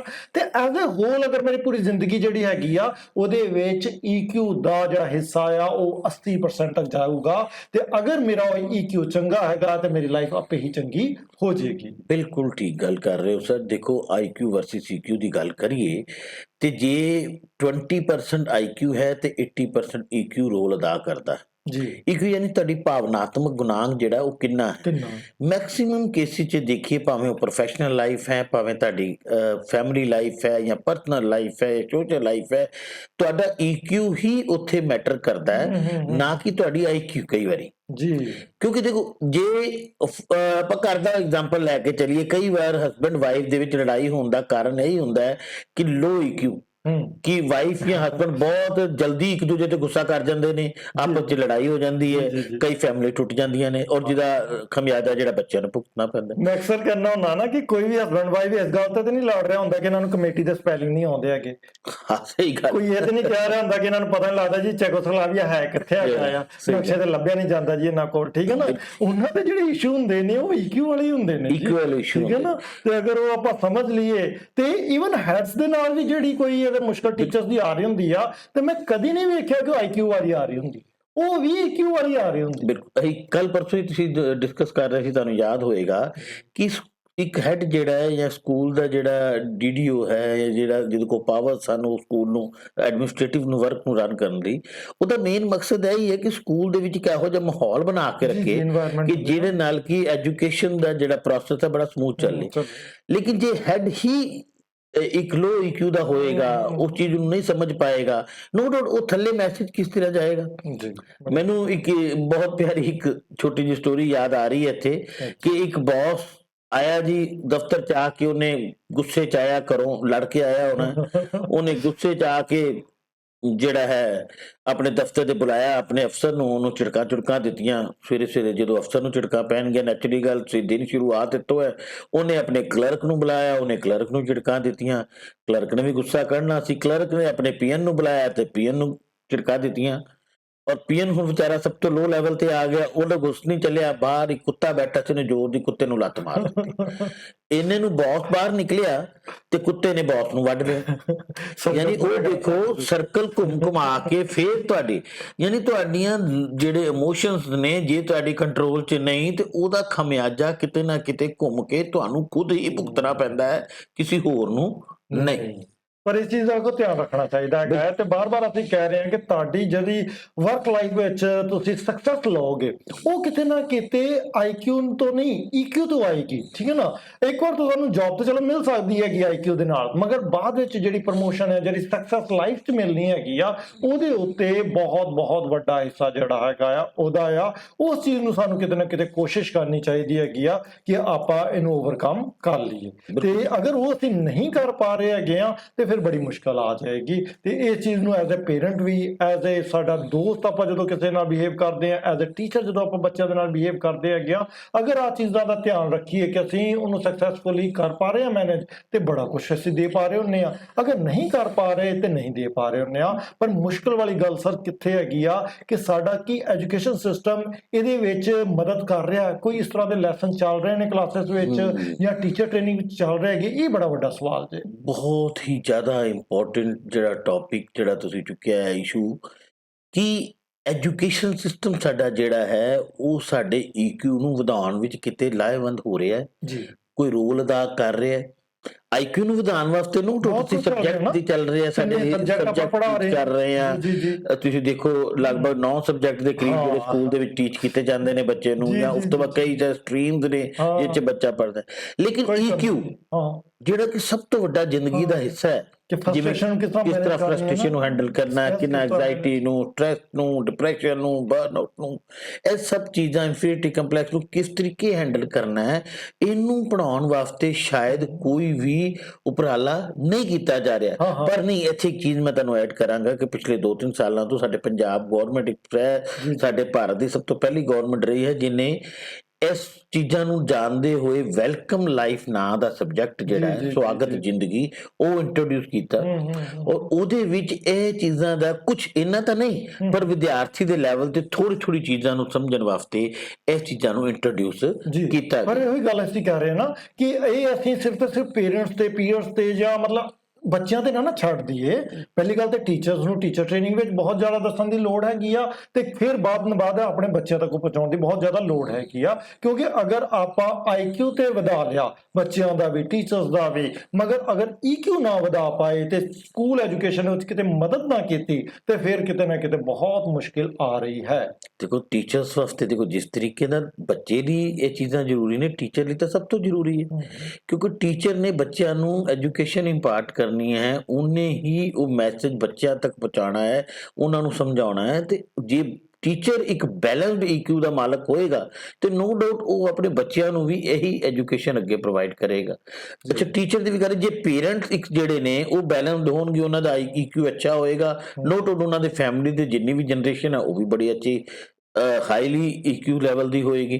ਜੇ ਘਰ ਦੇ ਵਿੱਚ ਤੁਸੀਂ ਨੋਟ ਕੀਤਾ ਹੋਏਗਾ, ਜੇ ਘਰ ਦੇ ਵਿੱਚ ਮਦਰ ਫਾਦਰ ਦੇ ਵਿੱਚ ਜਾਂ ਹੋਰ ਆਪਣੇ ਭਰਾਵਾਂ ਦੇ ਵਿੱਚ ਲੜਾਈਆਂ ਚੱਲਦੀਆਂ ਰਹਿੰਦੀਆਂ ਨੇ, ਤਾਂ ਉਹਦਾ ਅਸਰ ਜਿਹੜਾ ਨੈਗੇਟਿਵ ਬੱਚਿਆਂ ਦੀ ਪਰਸਨੈਲਿਟੀ ਤੇ ਵੀ ਪੈਂਦਾ ਹੈ। ਯਾਨੀ ਕਿ ਇਹ ਇੱਕ ਕਿਸੇ ਦੀ, ਮੈਂ ਸਮਝਦਾ ਕਮਿਊਨੀਕੇਬਲ ਡਿਜ਼ੀਜ਼ ਵਾਂਗਣ ਦੀ ਗੱਲ ਹੈ, ਵੀ ਕਮਿਊਨੀਕੇਟ ਹੋ ਜਾਂਦੀ ਹੈ, ਭਾਵੇਂ ਕੋਈ ਵਾਇਰਸ ਜਾਂ ਬੈਕਟੀਰੀਆ ਨਾਲ ਹੀ ਨਹੀਂ ਹੁੰਦੀ, ਉਹ ਅੱਖਾਂ ਦੇ ਨਾਲ ਹੀ, ਦੇਖਣ ਦੇ ਨਾਲ ਹੀ ਉਹ ਇਹ ਚੀਜ਼ ਜਿਹੜੀ ਹੈ ਇੱਕ ਤੋਂ ਦੂਸਰੇ ਲੈਵਲ ਤੱਕ ਚਲੇ ਜਾਂਦੇ। ਤੇ ਮੈਂ ਬਾਰ-ਬਾਰ ਪੁੱਛਦਾ ਹੁੰਦਾ ਹੈ ਕਿ ਕੀ ਤੁਸੀਂ ਇਮੋਸ਼ਨਲੀ ਇੰਟੈਲੀਜੈਂਟ ਹੈਗੇ ਜੀ, ਤੇ ਕੀ ਤੁਹਾਨੂੰ ਲੱਗਦਾ ਹੈ ਕਿ IQ ਜ਼ਿਆਦਾ ਮੈਟਰ ਕਰਦਾ ਹੈ EQ ਨਾਲ? ਤੇ ਇਸ ਚੀਜ਼ ਨੂੰ ਹਰਦਮ ਸਮਝਣ ਦੀ ਕੋਸ਼ਿਸ਼ ਕਰੋ ਕਿ IQ ਨਾ ਬਿਲਕੁਲ ਇੰਪੋਰਟੈਂਟ ਹੈ, ਤੁਸੀਂ ਨੌਕਰੀ ਪਾ ਲੋਗੇ। ਹੁਣ ਜਿਸ ਤਰ੍ਹਾਂ ਅਸੀਂ ਟੀਚਰ ਬਣ ਗਏ ਤਾਂ ਮੰਨ ਕੇ ਚੱਲੀਏ ਸਾਰੇ ਟੀਚਰ ਬਣ ਚੁੱਕੇ ਆ, ਮਗਰ ਜਿਹੜੀ ਪ੍ਰਮੋਸ਼ਨ ਹੈ, ਤਾਂ ਪ੍ਰਮੋਸ਼ਨ ਵੀ ਮੈਂ ਕੋਈ ਸਪੈਸੀਫਿਕਲੀ ਡਿਪਾਰਟਮੈਂਟਲ ਪੋਜੀਸ਼ਨ ਤੇ ਨਹੀਂ ਆ ਰਿਹਾ, ਮੈਂ ਐਕਚੁਅਲ ਸਕਸੈਸ ਤੇ ਆ ਰਿਹਾ ਕਿ ਇੱਕ ਚੰਗਾ ਟੀਚਰ ਸਾਬਿਤ ਹੋਣਾ ਸਕੂਲ ਵਿੱਚ ਬੱਚਿਆਂ ਦੇ ਨਾਲ, ਮਤਲਬ ਮੈਂ ਉਹਨੂੰ ਸਕਸੈਸ ਕਰਨਾ, ਉਹਨੂੰ ਪ੍ਰਮੋਸ਼ਨ ਕਰਨਾ ਹੈਗਾ। ਕੁਝ ਇਸ ਤਰ੍ਹਾਂ ਦੇ ਟੀਚਰ ਹੁੰਦੇ ਨੇ ਜਿਹੜੇ ਕਿ 6ਵੀਂ 7ਵੀਂ ਨੂੰ ਇੱਕ ਵਾਰ ਟੀਚਰ ਨੂੰ ਪੜ੍ਹਾ ਲੈਣ ਨਾ, ਤੇ 10ਵੀਂ ਤੱਕ ਉਹ ਟੀਚਰ ਉਹਨਾਂ ਦਾ ਫੇਵਰੇਟ ਰਹਿੰਦਾ, ਭਾਵੇਂ ਉਹ ਬਦਲੀ ਕਰਾ ਕੇ ਵੀ ਚਲਾ ਜਾਣ। ਬਿਲਕੁਲ ਇਸ ਤਰ੍ਹਾਂ ਹੋਇਆ, ਅਸੀਂ ਕਈ ਵਾਰ ਪੁੱਛਦੇ ਆ, ਤੇ ਮੈਂ 10ਵੀਂ ਕਲਾਸ ਦੇ ਇੱਕ ਵਾਰ ਬੱਚਿਆਂ ਨੂੰ ਪੁੱਛਿਆ ਕਿ ਤੁਹਾਡਾ ਫੇਵਰੇਟ ਟੀਚਰ ਕਿਹੜਾ ਹੈਗਾ ਆ। ਜਦੋਂ ਮੈਂ ਇੰਗਲਿਸ਼ ਟੀਚਰ ਹੁੰਦਾ ਤੇ ਮੈਂ ਉਹਨਾਂ ਨੂੰ ਜੋਰ ਦੇਣਾ ਹੁੰਦਾ ਕਿ ਤੁਸੀਂ ਨਾ ਐਕਚੁਅਲ ਨਾਂ ਲਿਖੋ, ਤੁਸੀਂ ਕਿਤਾਬਾਂ ਜਿਹੜਾ ਨਾਂ ਲਿਖਿਆ ਉਹ ਨਾ ਲਿਖੋ, ਜ਼ਰੂਰੀ ਨਹੀਂ ਕਿ ਮੇਰਾ ਨਾਂ ਲਿਖੋ, ਤੁਹਾਨੂੰ ਜਿਹੜਾ ਐਕਚੁਅਲ ਤੁਹਾਡਾ ਫੇਵਰੇਟ ਟੀਚਰ, ਤਾਂ ਕਿ ਤੁਹਾਨੂੰ ਫੀਲਿੰਗ ਆਵੇ ਐਸੇ ਲਿਖਦੇ ਹੋਏ। ਤੇ ਮੈਂ ਹੈਰਾਨ ਹੋ ਗਿਆ ਜਦੋਂ ਬੱਚਿਆਂ ਨੇ ਨਾ ਕਿਸੇ ਦਾ ਨਾਂ ਲਿਖਿਆ ਤੇ ਉਹਦਾ ਨਾਂ ਮੈਨੂੰ ਨਹੀਂ ਪਤਾ ਸੀ। ਤੇ ਫਿਰ ਮੈਂ ਜਦੋਂ ਕੋਈ ਇਨਕੁਆਇਰੀ ਕੀਤੀ ਕਿ ਕੌਣ ਸੀ, ਤੇ ਮੈਨੂੰ ਪਤਾ ਲੱਗਾ ਕਿ ਬੱਚੇ ਜੋ 6ਵੀਂ 7ਵੀਂ ਕਿਤੇ ਪੜ੍ਹਦੇ ਰਹੇ ਨੇ, ਉਦੋਂ ਇਹ ਟੀਚਰ ਇਹਨਾਂ ਨੂੰ ਪੜ੍ਹਾ ਕੇ ਗਿਆ ਹੋਇਆ। ਤੇ ਅਸੀਂ ਭੁੱਲ ਚੁੱਕੇ ਨੇ, ਸਕੂਲ ਉਹਨਾਂ ਨੂੰ ਭੁੱਲ ਚੁੱਕਿਆ, ਪਰ ਬੱਚੇ ਉਹਨਾਂ ਨੂੰ ਯਾਦ ਰੱਖ ਰਹੇ। ਦੇਖੋ ਬੱਚੇ, ਤੁਸੀਂ ਚਾਈਲਡ ਸਾਈਕੋਲੋਜੀ ਨੂੰ ਸਮਝੀਏ ਜਾਂ ਹਿਊਮਨ ਸਾਈਕੋਲੋਜੀ ਨੂੰ ਦੇਖੀਏ, ਅਸੀਂ ਕਿਹੜੀ ਚੀਜ਼ ਯਾਦ ਰੱਖਦੇ ਹਾਂ? ਜਿਹੜੀ ਚੀਜ਼ ਨੇ ਸਾਨੂੰ ਖੁਸ਼ੀ ਦਿੱਤੀ ਹੁੰਦੀ ਹੈ, ਜਿਹੜੀ ਚੀਜ਼ ਨੇ ਸਾਨੂੰ ਸਮਝਿਆ ਹੁੰਦਾ ਹੈ, ਜਿਹਦੇ ਨਾਲ ਅਸੀਂ ਕੁਛ ਨਾ ਕੁਛ ਐਸੇ ਪਲ ਗੁਜ਼ਾਰੇ ਹੁੰਦੇ ਨੇ ਜਿੱਥੋਂ ਸਾਨੂੰ ਕੁਝ ਸਿੱਖਣ ਦਾ ਮੌਕਾ ਮਿਲਿਆ ਹੁੰਦਾ ਹੈ, ਉਹ ਯਾਦਾਂ ਕਹਿ ਲਓ। ਯਾਨੀ ਉਹ ਕਿਸ ਦੀਆਂ ਹੋਣਗੀਆਂ? ਇੱਕ ਬੈਲੈਂਸਡ EQ ਵਾਲੇ ਬੰਦੇ ਦੀ ਹੋਣਗੀਆਂ। ਤੇ ਇੱਕ ਬੈਲੈਂਸਡ EQ ਵਾਲਾ ਟੀਚਰ ਜਿਹੜਾ ਹੈ ਉਹ ਆਪਣੇ ਬੱਚੇ ਨੂੰ ਮਾਰੇਗਾ ਤਾਂ ਨਹੀਂ, ਉਹ ਬੱਚਿਆਂ ਨੂੰ ਗਾਈਡ ਇਸ ਤਰੀਕੇ ਕਰੇਗਾ ਕਿ ਉਹ ਆਪਣੀ ਲਾਈਫ 'ਚ ਅਗਾਂਹ ਕਿਤੇ ਨਾ ਕਿਤੇ ਪਹੁੰਚ ਸਕਣ। ਤੋ ਵਾਕਈ ਤੁਹਾਡੀ ਗੱਲ ਬਹੁਤ ਵਧੀਆ ਹੈ ਕਿ ਜਿਹੜੀ ਇੱਕ ਬੈਲੈਂਸਡ EQ ਵਾਲਾ ਟੀਚਰ ਜਿਹੜਾ ਹੈ, ਜਿਹੜਾ ਕਿ ਮਨ ਭਾਉਂਦਾ ਅਧਿਆਪਕ ਵਰਡ ਯੂਜ਼ ਕਰ ਲਓ, ਉਹ ਬੰਦਾ ਹੈ, ਉਹ ਆਪਣੇ EQ ਲੈਵਲ ਕਰਕੇ ਹੀ ਬੰਦਾ ਹੈ ਜੀ। ਉਹ ਸਮਝ ਰਿਹਾ ਹੁੰਦਾ ਹੈ, ਸਭ ਤੋਂ ਵੱਡੀ ਗੱਲ ਆ, ਕਿਉਂਕਿ ਬੱਚੇ ਦੀ ਸਾਈਕੋਲੋਜੀ ਨੂੰ ਕਿਉਂਕਿ ਉਹ EQ ਜਦੋਂ ਉਹਦਾ ਹਾਇਰ ਹੈਗਾ ਆ, ਤੇ ਬੱਚਿਆਂ ਦੇ ਵੀ ਪ੍ਰੋਬਲਮਸ ਨੂੰ ਸਮਝ ਰਿਹਾ ਹੁੰਦਾ ਹੈ, ਤੇ ਉਹਨਾਂ ਨੂੰ ਫਿਰ ਮਦਦ ਕਰ ਰਿਹਾ ਹੁੰਦਾ ਹੈ। ਉਹਦੇ ਲੈਵਲ ਤੇ EQ ਤੇ ਉਹਦੇ ਲੈਵਲ ਦੇ ਉਹਨਾਂ ਦੀ ਪ੍ਰੋਬਲਮ ਨੂੰ ਸਮਝ ਕੇ ਉਹਦੇ ਸੋਲੂਸ਼ਨ ਦੇ ਰਿਹਾ ਹੁੰਦਾ। ਪਰ ਉਹ EQ ਦਾ ਵਾਧੇ ਵਿੱਚ ਹੀ ਆ, ਤੇ ਹਰ ਪ੍ਰੋਫੈਸ਼ਨ, ਟੀਚਰਸ ਲਈ ਤਾਂ ਚਲੋ ਮੈਂ ਮੰਨਦਾ ਹੀ ਹਾਂ, ਪਰ ਹਰ ਪ੍ਰੋਫੈਸ਼ਨ ਵਿੱਚ ਜਿਹੜਾ EQ ਵਾਲਾ ਹੈਗਾ ਉਹ ਬੈਟਰ ਪਰਫਾਰਮ ਕਰੇਗਾ, ਤੇ ਕਿਤੇ ਨਾ ਕਿਤੇ ਲਾਈਫ 'ਚ ਸਕਸੈਸ ਲੈ ਜਾਏਗਾ। ਤੇ ਤੁਸੀਂ ਨਾ ਅਕਸਰ ਐਗਜ਼ਾਮਪਲ ਵੇਖਿਆ ਕਰੋ ਕਿ ਬਹੁਤ ਸਾਰੇ ਲੋਕ ਜਿਹੜੇ ਅਕੈਡਮਿਕਲੀ ਬਹੁਤ ਸਟਰੋਂਗ ਨਹੀਂ ਰਹੇ, ਜਿਨ੍ਹਾਂ ਦੇ ਮਾਰਕਸ ਬਹੁਤ ਚੰਗੇ ਨਹੀਂ ਆਏ ਹੈਗੇ, ਉਹ ਵੀ ਚੰਗੇ ਟੀਚਰ ਜਾਂ ਚੰਗੇ EMPLOYE ਬਣ ਕੇ ਸਾਬਿਤ ਹੁੰਦੇ ਨੇ। ਤੇ ਫਿਰ ਕੀ ਹੈਗਾ ਸੀ ਉਹਨਾਂ 'ਚ ਖਾਸ? ਇਮੋਸ਼ਨਲ ਇੰਟੈਲੀਜੈਂਸ ਸੀ। ਦੇਖੋ ਇਹ ਹੁਣ ਜਿਵੇਂ ਤੁਸੀਂ ਕਈ ਬਿਜ਼ਨੈਸਿਸ ਦੀ ਗੱਲ ਕੀਤੀ, ਦੇਖੋ MBA ਤਾਂ ਸਾਰੇ ਕਰ ਲੈਂਦੇ, ਜਾਂ ਮੰਨ ਲਓ ਕਿਸੇ ਨੇ ਡਿਪਲੋਮਾ ਮਾਰਕੀਟਿੰਗ ਕੀਤਾ, ਕੋਈ ਸੇਲਮੈਨ ਹੈ, ਕੋਈ ਦੁਕਾਨਦਾਰ ਹੈ, ਪਰ ਕਿਸੇ ਦੀ ਦੁਕਾਨ ਤਾਂ ਬਹੁਤ ਵਧੀਆ ਚੱਲ ਰਹੀ ਹੈ, ਕਿਉਂਕਿ ਉਹਦੀ ਸੇਲਮੈਨ ਸਕਿੱਲ ਜਿਹੜੀ ਹੈ ਉਹ ਬਹੁਤ ਬਾਕੀਆਂ ਦੇ ਤੋਂ ਡਿਫਰ ਹੈ, ਬਹੁਤ ਅਲੱਗ ਹੈ, ਕਿਉਂਕਿ ਉਹ ਇਮੋਸ਼ਨਲੀ ਬੈਲੈਂਸਡ ਹੈ, ਉਹ ਆਪਣੇ ਕਸਟਮਰ ਦੀ ਸਾਈਕੋਲੋਜੀ ਨੂੰ ਸਮਝਦਾ ਹੈ, ਔਰ ਕਸਟਮਰ ਪ੍ਰੈਫਰ ਵੀ ਉੱਥੇ ਕਰੇਗਾ ਜਿੱਥੇ ਜਿਹੜਾ ਦੁਕਾਨਦਾਰ ਉਹਦੀ ਸਾਈਕੋਲੋਜੀ ਨੂੰ ਜਾਂ ਉਹਨੂੰ ਸਮਝਦੇ ਹੋਏ, ਉਹਦੇ ਇਮੋਸ਼ਨ ਨੂੰ ਸਮਝਦੇ ਹੋਏ ਉਹਦੇ ਨਾਲ ਡੀਲ ਜੀ। ਕਰਦਾ ਹੈ। ਤੁਸੀਂ ਬਾਰ-ਬਾਰ ਇਹ ਕਹਿ ਰਹੇ ਹਾਂ ਕਿ ਬਈ ਬਹੁਤ ਵੱਡਾ ਹਿੱਸਾ ਜਿਹੜਾ ਹੈਗਾ ਜੇ ਉਹ EQ ਦਾ ਜੇ। ਐਜ਼ ਅ ਟੀਚਰ ਤੁਸੀਂ ਇੰਟੈਲੀਜੈਂਟ ਹੋ ਸਕਦੇ ਜੇ, ਮਗਰ ਵਿਦ ਲੋ EQ ਤੁਸੀਂ ਕਿਤੇ ਨਾ ਕਿਤੇ ਆਪਣਾ ਜਾਂ ਆਪਣੇ ਬੱਚਿਆਂ ਦਾ ਬਹੁਤ ਨੁਕਸਾਨ ਕਰ ਰਹੇ ਹੋਗੇ। ਇਸ ਚੀਜ਼ ਨੂੰ ਅਗਰ ਤੁਸੀਂ ਸਮਝ ਲਓ ਤੇ ਬਹੁਤ ਸਾਰੀ ਮੁਸ਼ਕਲਾਂ ਦਾ ਹੱਲ ਹੋ ਜਾਂਦਾ ਹੈਗਾ ਆ। ਤੇ ਕਿਤੇ ਨਾ ਕਿਤੇ ਇਸ ਚੀਜ਼ ਨੂੰ ਠੀਕ ਕੀਤਾ ਜਾ ਸਕਦਾ ਹੈਗਾ। ਇਹ ਨਹੀਂ ਹੈ ਕਿ ਅਸੀਂ ਮੰਨ ਕੇ ਚੱਲੀਏ ਕਿ ਨਹੀਂ ਜੀ ਮੈਂ ਲੋ EQ ਦਾ ਤੇ ਮੈਂ ਕੁਝ ਕਰ ਨਹੀਂ ਸਕਦਾ। ਬੜੇ ਸਾਰੇ ਤਰੀਕੇ ਹੈਗੇ ਨੇ, ਅਗਰ ਆਪਾਂ ਸ਼ੁਰੂਆਤ ਕਰੀਏ ਤੇ ਹੋ ਸਕਦੇ ਹੈਗੇ ਨੇ। ਬਿਲਕੁਲ ਬਿਲकुल ਠੀਕ ਗੱਲ ਹੈ ਜੀ। ਤੇ ਇਮੋਸ਼ਨਲੀ ਆਪਣੇ ਆਪ ਨੂੰ ਸਟਰੋਂਗ ਬਣਾਇਆ ਜਾ ਸਕਦਾ ਹੈ। ਬਹੁਤ ਸਾਰੇ ਐਸੇ ਸਾਇੰਟਿਫਿਕ ਮੈਥਡ ਨੇ, ਯੋਗਾ ਦੀ ਟੈਕਨੀਕਸ ਨੇ, ਮੈਡੀਟੇਸ਼ਨ ਹੈ, ਜਿਹਦੇ ਨਾਲ ਅਸੀਂ ਆਪਣੇ ਬ੍ਰੇਨ ਦੇ ਵਿੱਚ ਥੋੜ੍ਹੇ ਥੋੜ੍ਹੇ ਹੌਲੀ ਹੌਲੀ ਚੇਂਜਿਸ ਕਰਕੇ, ਆਪਣੇ ਨੇਚਰ ਦੇ ਵਿੱਚ ਚੇਂਜਿਸ ਕਰਕੇ, ਆਪਣੇ ਇਮੋਸ਼ਨ ਨੂੰ ਕੰਟਰੋਲ ਕਰਕੇ, ਜਿਵੇਂ ਕਹਿੰਦੇ ਆਪਣੇ ਪੰਜ ਇੰਦਰੀਆਂ ਨੂੰ ਆਪਣੇ ਵੱਸ 'ਚ ਕਰਕੇ ਉਹਨੂੰ ਅਸੀਂ ਆਪਣੇ ਇਮੋਸ਼ਨਸ ਜਿਹੜਾ ਉਹ ਬੈਲੈਂਸਡ ਕਰ ਸਕਦੇ ਹਾਂ। ਤੁਸੀਂ ਇਹ ਫਿਗਰ 'ਚ ਦੇਖੋ, ਬਹੁਤ ਵਧੀਆ ਚੀਜ਼ ਸਾਹਮਣੇ ਕੀਤੀ ਕਿ brain is wired to be emotionally intelligent ਔਰ between the rational and emotional brain ਇੱਕ ਬੈਲੈਂਸ। ਹਾਂਜੀ, ਬੈਲੈਂਸ ਕਰ ਲਈਏ ਨਾ। ਅਗਰ ਆਪਾਂ ਬੈਲੈਂਸ ਕਰ ਲਈਏ ਤੇ ਕਿਤੇ ਨਾ ਕਿਤੇ ਸਾਡੀ ਲਾਈਫ ਜਿਹੜੀ ਆ ਉਹ ਸੌਖੀ ਹੋ ਜਾਂਦੀ ਹੈਗੀ ਆ। ਤੇ ਸਾਨੂੰ ਕਿਤੇ ਨਾ ਪਛਾਣਨਾ ਚਾਹੀਦਾ ਹੈਗਾ ਆ ਕਿ ਮੈਂ ਲੋ EQ ਦਾ ਆ ਕਿ ਨਹੀਂ, ਮੈਂ ਇਮੋਸ਼ਨਲ ਇੰਟੈਲੀਜੈਂਸ ਹਾਈ ਹੈਗਾ ਕਿ ਨਹੀਂ। ਵੇਖੋ, ਅਗਰ ਮੈਨੂੰ ਆਪਣੀ ਫੀਲਿੰਗ ਦੱਸਣ ਲੱਗਿਆ ਕੁਝ ਘਬਰਾਹਟ ਹੁੰਦੀ ਆ ਤਾਂ ਸਮਝ ਲਓ ਕੁਝ ਗੜਬੜ ਹੈ, ਮੈਂ ਆਪਣੀ ਫੀਲਿੰਗ ਨਹੀਂ ਦੱਸ ਪਾ ਰਿਹਾ ਹੈਗਾ, ਠੀਕ ਹੈ ਨਾ। ਅਗਰ ਨੈਗੇਟਿਵ ਇਮੋਸ਼ਨਲ ਹੀ ਮੈਨੂੰ ਡੋਮੀਨੇਟ ਕਰਦੇ ਰਹਿੰਦੇ ਆ ਤਾਂ ਕੁਝ ਗੜਬੜ ਹੈ, ਠੀਕ ਹੈ ਨਾ। ਅਗਰ ਮੈਂ ਲੌਜਿਕਸ ਨੂੰ ਤੇ ਇਮੋਸ਼ਨਸ ਨੂੰ ਬੈਲੈਂਸ ਨਹੀਂ ਕਰ ਪਾਉਂਦਾ ਹੈਗਾ ਤੇ ਕੁਝ ਮੁਸ਼ਕਿਲ ਹੈ। ਅਗਰ ਮੈਂ ਇਹਨਾਂ ਚੀਜ਼ਾਂ ਤੇ ਅਗਰ ਧਿਆਨ ਦੇਵਾਂ ਤੇ ਮੈਨੂੰ ਲੱਗਦਾ ਬਹੁਤ ਸਾਰੀਆਂ ਮੁਸ਼ਕਲਾਂ ਹੱਲ ਹੋ ਜਾਣਗੀਆਂ। ਮੈਂ ਕਈ ਵਾਰ ਕਿਸੇ ਦੀ ਅਗਰ ਫੀਲਿੰਗ 'ਚ ਇੰਟਰਸਟਡ ਹੀ ਨਹੀਂ ਹੁੰਦਾ, ਮੈਂ ਸਿਰਫ ਆਪਣੇ ਇਮੋਸ਼ਨਸ ਨੂੰ ਲੈ ਰਿਹਾ, ਤੇ ਫਿਰ ਵੀ ਇਹਦਾ ਮਤਲਬ ਮੇਰੀ ਭਾਵਨਾਤਮਕ ਜਿਹੜੀ ਇੰਟੈਲੀਜੈਂਸ ਹੈਗੀ ਆ, ਉਹ ਬੁੱਧੀਮੱਤਾ ਹੈਗੀ ਆ, ਉਹਦੇ 'ਚ ਕੁਝ ਕਮੀ ਹੈ। ਤੇ ਅਗਰ ਇਹਨਾਂ ਚੀਜ਼ਾਂ ਨੂੰ ਮੈਂ ਸਮਝ ਲਵਾਂ, ਅਗਰ ਕਈ ਵਾਰ ਮੈਨੂੰ ਬੇਵਜ੍ਹਾ ਹੀ ਚਿੰਤਾ ਲੱਗੀ ਰਹਿੰਦੀ ਹੈ ਕਿ ਜਿੱਦਾਂ ਆਪਾਂ ਸਟ੍ਰੈਸ ਮੈਨੇਜਮੈਂਟ ਗੱਲ ਕਰ ਰਹੇ ਹਾਂ ਕਿ ਕਈ ਲੋਕ ਬੇਵਜ੍ਹਾ ਹੀ ਚਿੰਤਿਤ ਰਹਿੰਦੇ ਹੈਗੇ ਨੇ, ਉਹਨਾਂ ਨੂੰ ਸਾਰਾ ਦਿਨ 'ਚ ਇਹੋ ਚਿੰਤਾ ਰਹਿੰਦੀ ਕਿ ਅੱਜ ਕੋਈ ਚਿੰਤਾ ਨਹੀਂ ਆਈ ਹੈਗੀ, ਤੇ ਫਿਰ ਸਮਝ ਲਓ ਕੁਝ ਗੜਬੜ ਹੈ। ਤੇ ਇਸ ਚੀਜ਼ਾਂ ਨੂੰ ਅਗਰ ਆਪਾਂ ਸਮਝ ਲਈਏ ਤੇ ਸਾਡੀ ਮੁਸ਼ਕਲਾਂ ਹੱਲ ਹੋ ਜਾਂਦੀਆਂ। ਬਿਲਕੁਲ ਠੀਕ ਕਹਿ ਰਹੇ ਹੋ ਸਰ ਤੁਸੀਂ। ਦੇਖੋ, ਇੱਕ ਹਾਈਲੀ ਜਿਹੜਾ ਇਮੋਸ਼ਨਲੀ ਇੰਟੈਲੀਜੈਂਟ ਪਰਸਨ ਔਰ ਇੱਕ ਲੋ ਇਮੋਸ਼ਨਲ ਕੁਐਸਚਨ ਪਰਸਨ ਦੇ ਵਿੱਚ ਇੱਕ ਡਿਫਰੈਂਸ ਹੈ ਜੀ। ਉਹਨੂੰ ਸਮਝਣਾ ਬਹੁਤ ਜ਼ਰੂਰੀ ਹੈ। ਕਿਸ ਤਰੀਕੇ, ਫॉर एग्जांपल ਬਹੁਤ ਲੇਮਨ ਲੈਂਗੁਏਜ 'ਚ ਮੈਂ ਗੱਲ ਕਰਦਾ, ਇੱਕ ਆਦਮੀ ਹੈ ਜਿਹਨੂੰ ਬਹੁਤ ਜਲਦੀ ਗੁੱਸਾ ਆ ਜਾਂਦਾ ਹੈ ਤੇ ਅਸੀਂ ਕਵਾਂਗੇ, ਕੀ ਕਵਾਂਗੇ ਯਾਰ ਇਹਦਾ ਗੁੱਸਾ ਬਹੁਤ ਜਲਦੀ ਆ ਜਾਂਦਾ, ਠੀਕ ਹੈ। ਇੱਕ ਆਦਮੀ ਹੈ ਐਵੇਂ ਹੱਸਦਾ ਰਿਹਾ, ਥੋੜੀ ਜਿਹੀ ਵੀ ਗੱਲ ਕਰੋ ਹਾਸਾ ਉੱਚੀ ਉੱਚੀ ਹੱਸਦਾ ਹੈ, ਇਟ ਮੀਨ ਕਿ ਉਹ ਆਪਣੇ ਹਾਸੇ ਤੇ ਕੰਟਰੋਲ ਨਹੀਂ ਕਰ ਰਿਹਾ। ਹੁਣ ਐਸੇ ਤਰੀਕੇ ਦਾ ਲੌਜਿਕ, ਰੀਜ਼ਨ ਐਂਡ ਰਿਐਲਿਟੀ, ਇਹਦੇ ਵਿੱਚ ਇੱਕ ਬੈਲੈਂਸ ਜਿਹੜਾ ਹੈ ਉਹ ਹੋਣਾ ਜ਼ਰੂਰੀ ਹੈ। ਔਰ ਕਿਤੇ ਕਿਤੇ ਦੇਖੀਏ, ਕਈ ਬੰਦੇ ਇਹੋ ਜਿਹੇ ਹੁੰਦੇ, ਤੁਸੀਂ ਨੋਟ ਕੀਤਾ ਹੋਏਗਾ, ਹੋਰ ਕੁਝ ਨਹੀਂ ਤੇ ਕੋਈ ਚੀਜ਼ ਪਈ ਹੈ ਚੁੱਕ ਕੇ ਆਪਣੇ ਜੇਬ 'ਚ ਪਾ ਲੈਣਗੇ, ਯਾਨੀ ਲਾਲਚ ਹੈ, ਠੀਕ ਹੈ। ਯਾਨੀ ਉਹ ਉੱਥੇ ਵੀ ਇਮੋਸ਼ਨਲੀ ਬੈਲੈਂਸਡ ਨਹੀਂ ਹੈ, ਉਸ ਫੀਲਿੰਗ ਨੂੰ ਨਹੀਂ ਰੋਕ ਨਹੀਂ ਆਉਂਦੇ। ਹੁਣ ਤੁਸੀਂ ਥੋੜੇ ਦਿਨ ਪਹਿਲੇ ਤੁਸੀਂ ਗੱਲ ਕਰ ਰਹੇ ਸੀਗੇ, ਸ਼ਾਇਦ ਆਪਾਂ ਦੋਨੋਂ ਗੱਲ ਕਰ ਰਹੇ ਸੀਗੇ ਕਿ ਕਈ ਲੋਕ ਬੜੀ ਕੋਸ਼ਿਸ਼ ਕਰਦੇ ਆ ਕਿ ਇਹੋ ਜਿਹੀ ਚਾਪਲੂਸੀ ਕਰਦੇ ਕਿ ਅਸੀਂ ਅੱਗੇ ਆ ਜਾਈਏ। ਜੀ। ਉਹ ਪਾਵਰ ਦੇ ਭੁੱਖੇ ਨੇ, ਇਟ ਮੀਨ ਕਿ ਉਹ ਵੀ ਇਮੋਸ਼ਨਲੀ ਉੱਥੇ ਕਿਤੇ ਨਾ ਕਿਤੇ ਜਿਹੜਾ ਵੀਕ ਨੇ ਜਾਂ ਪਿੱਛੇ ਨੇ, ਔਰ ਦੂਸਰੇ ਦੀ ਭਾਵਨਾਵਾਂ ਨੂੰ ਨਾ ਸਮਝਣਾ, ਇਟ ਮੀਨ ਕਿ ਉਹ ਕਹਿੰਦੇ yes I am the right, other is wrong.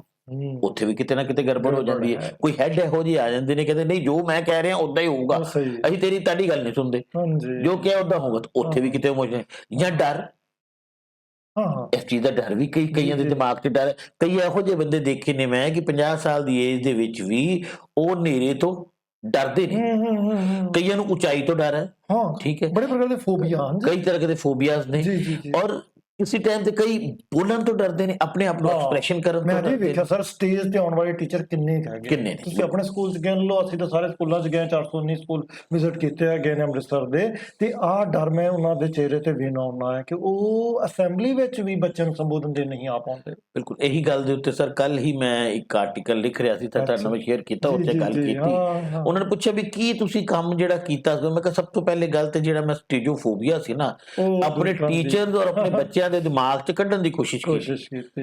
ਮੈਂ ਹੈਰਾਨ ਆ ਕਿ ਜਦੋਂ ਟੀਚਰ ਨੂੰ ਕਹੋ ਨਾ ਆਓ ਕੋਈ ਵਿਚਾਰ ਦਿਓ, ਸਰ ਮੈਂ ਅੱਜ ਕੁਝ ਪੜ੍ਹ ਕੇ ਨਹੀਂ ਆਇਆ, ਫਿਰ being a teacher you don't have any idea, you don't have any good thought for the students, why not you come on the stage and say something, ਕੁਝ ਤਾਂ ਬੋਲ ਸਕਦੇ ਹੋਣਾ ਚਾਹੀਦਾ।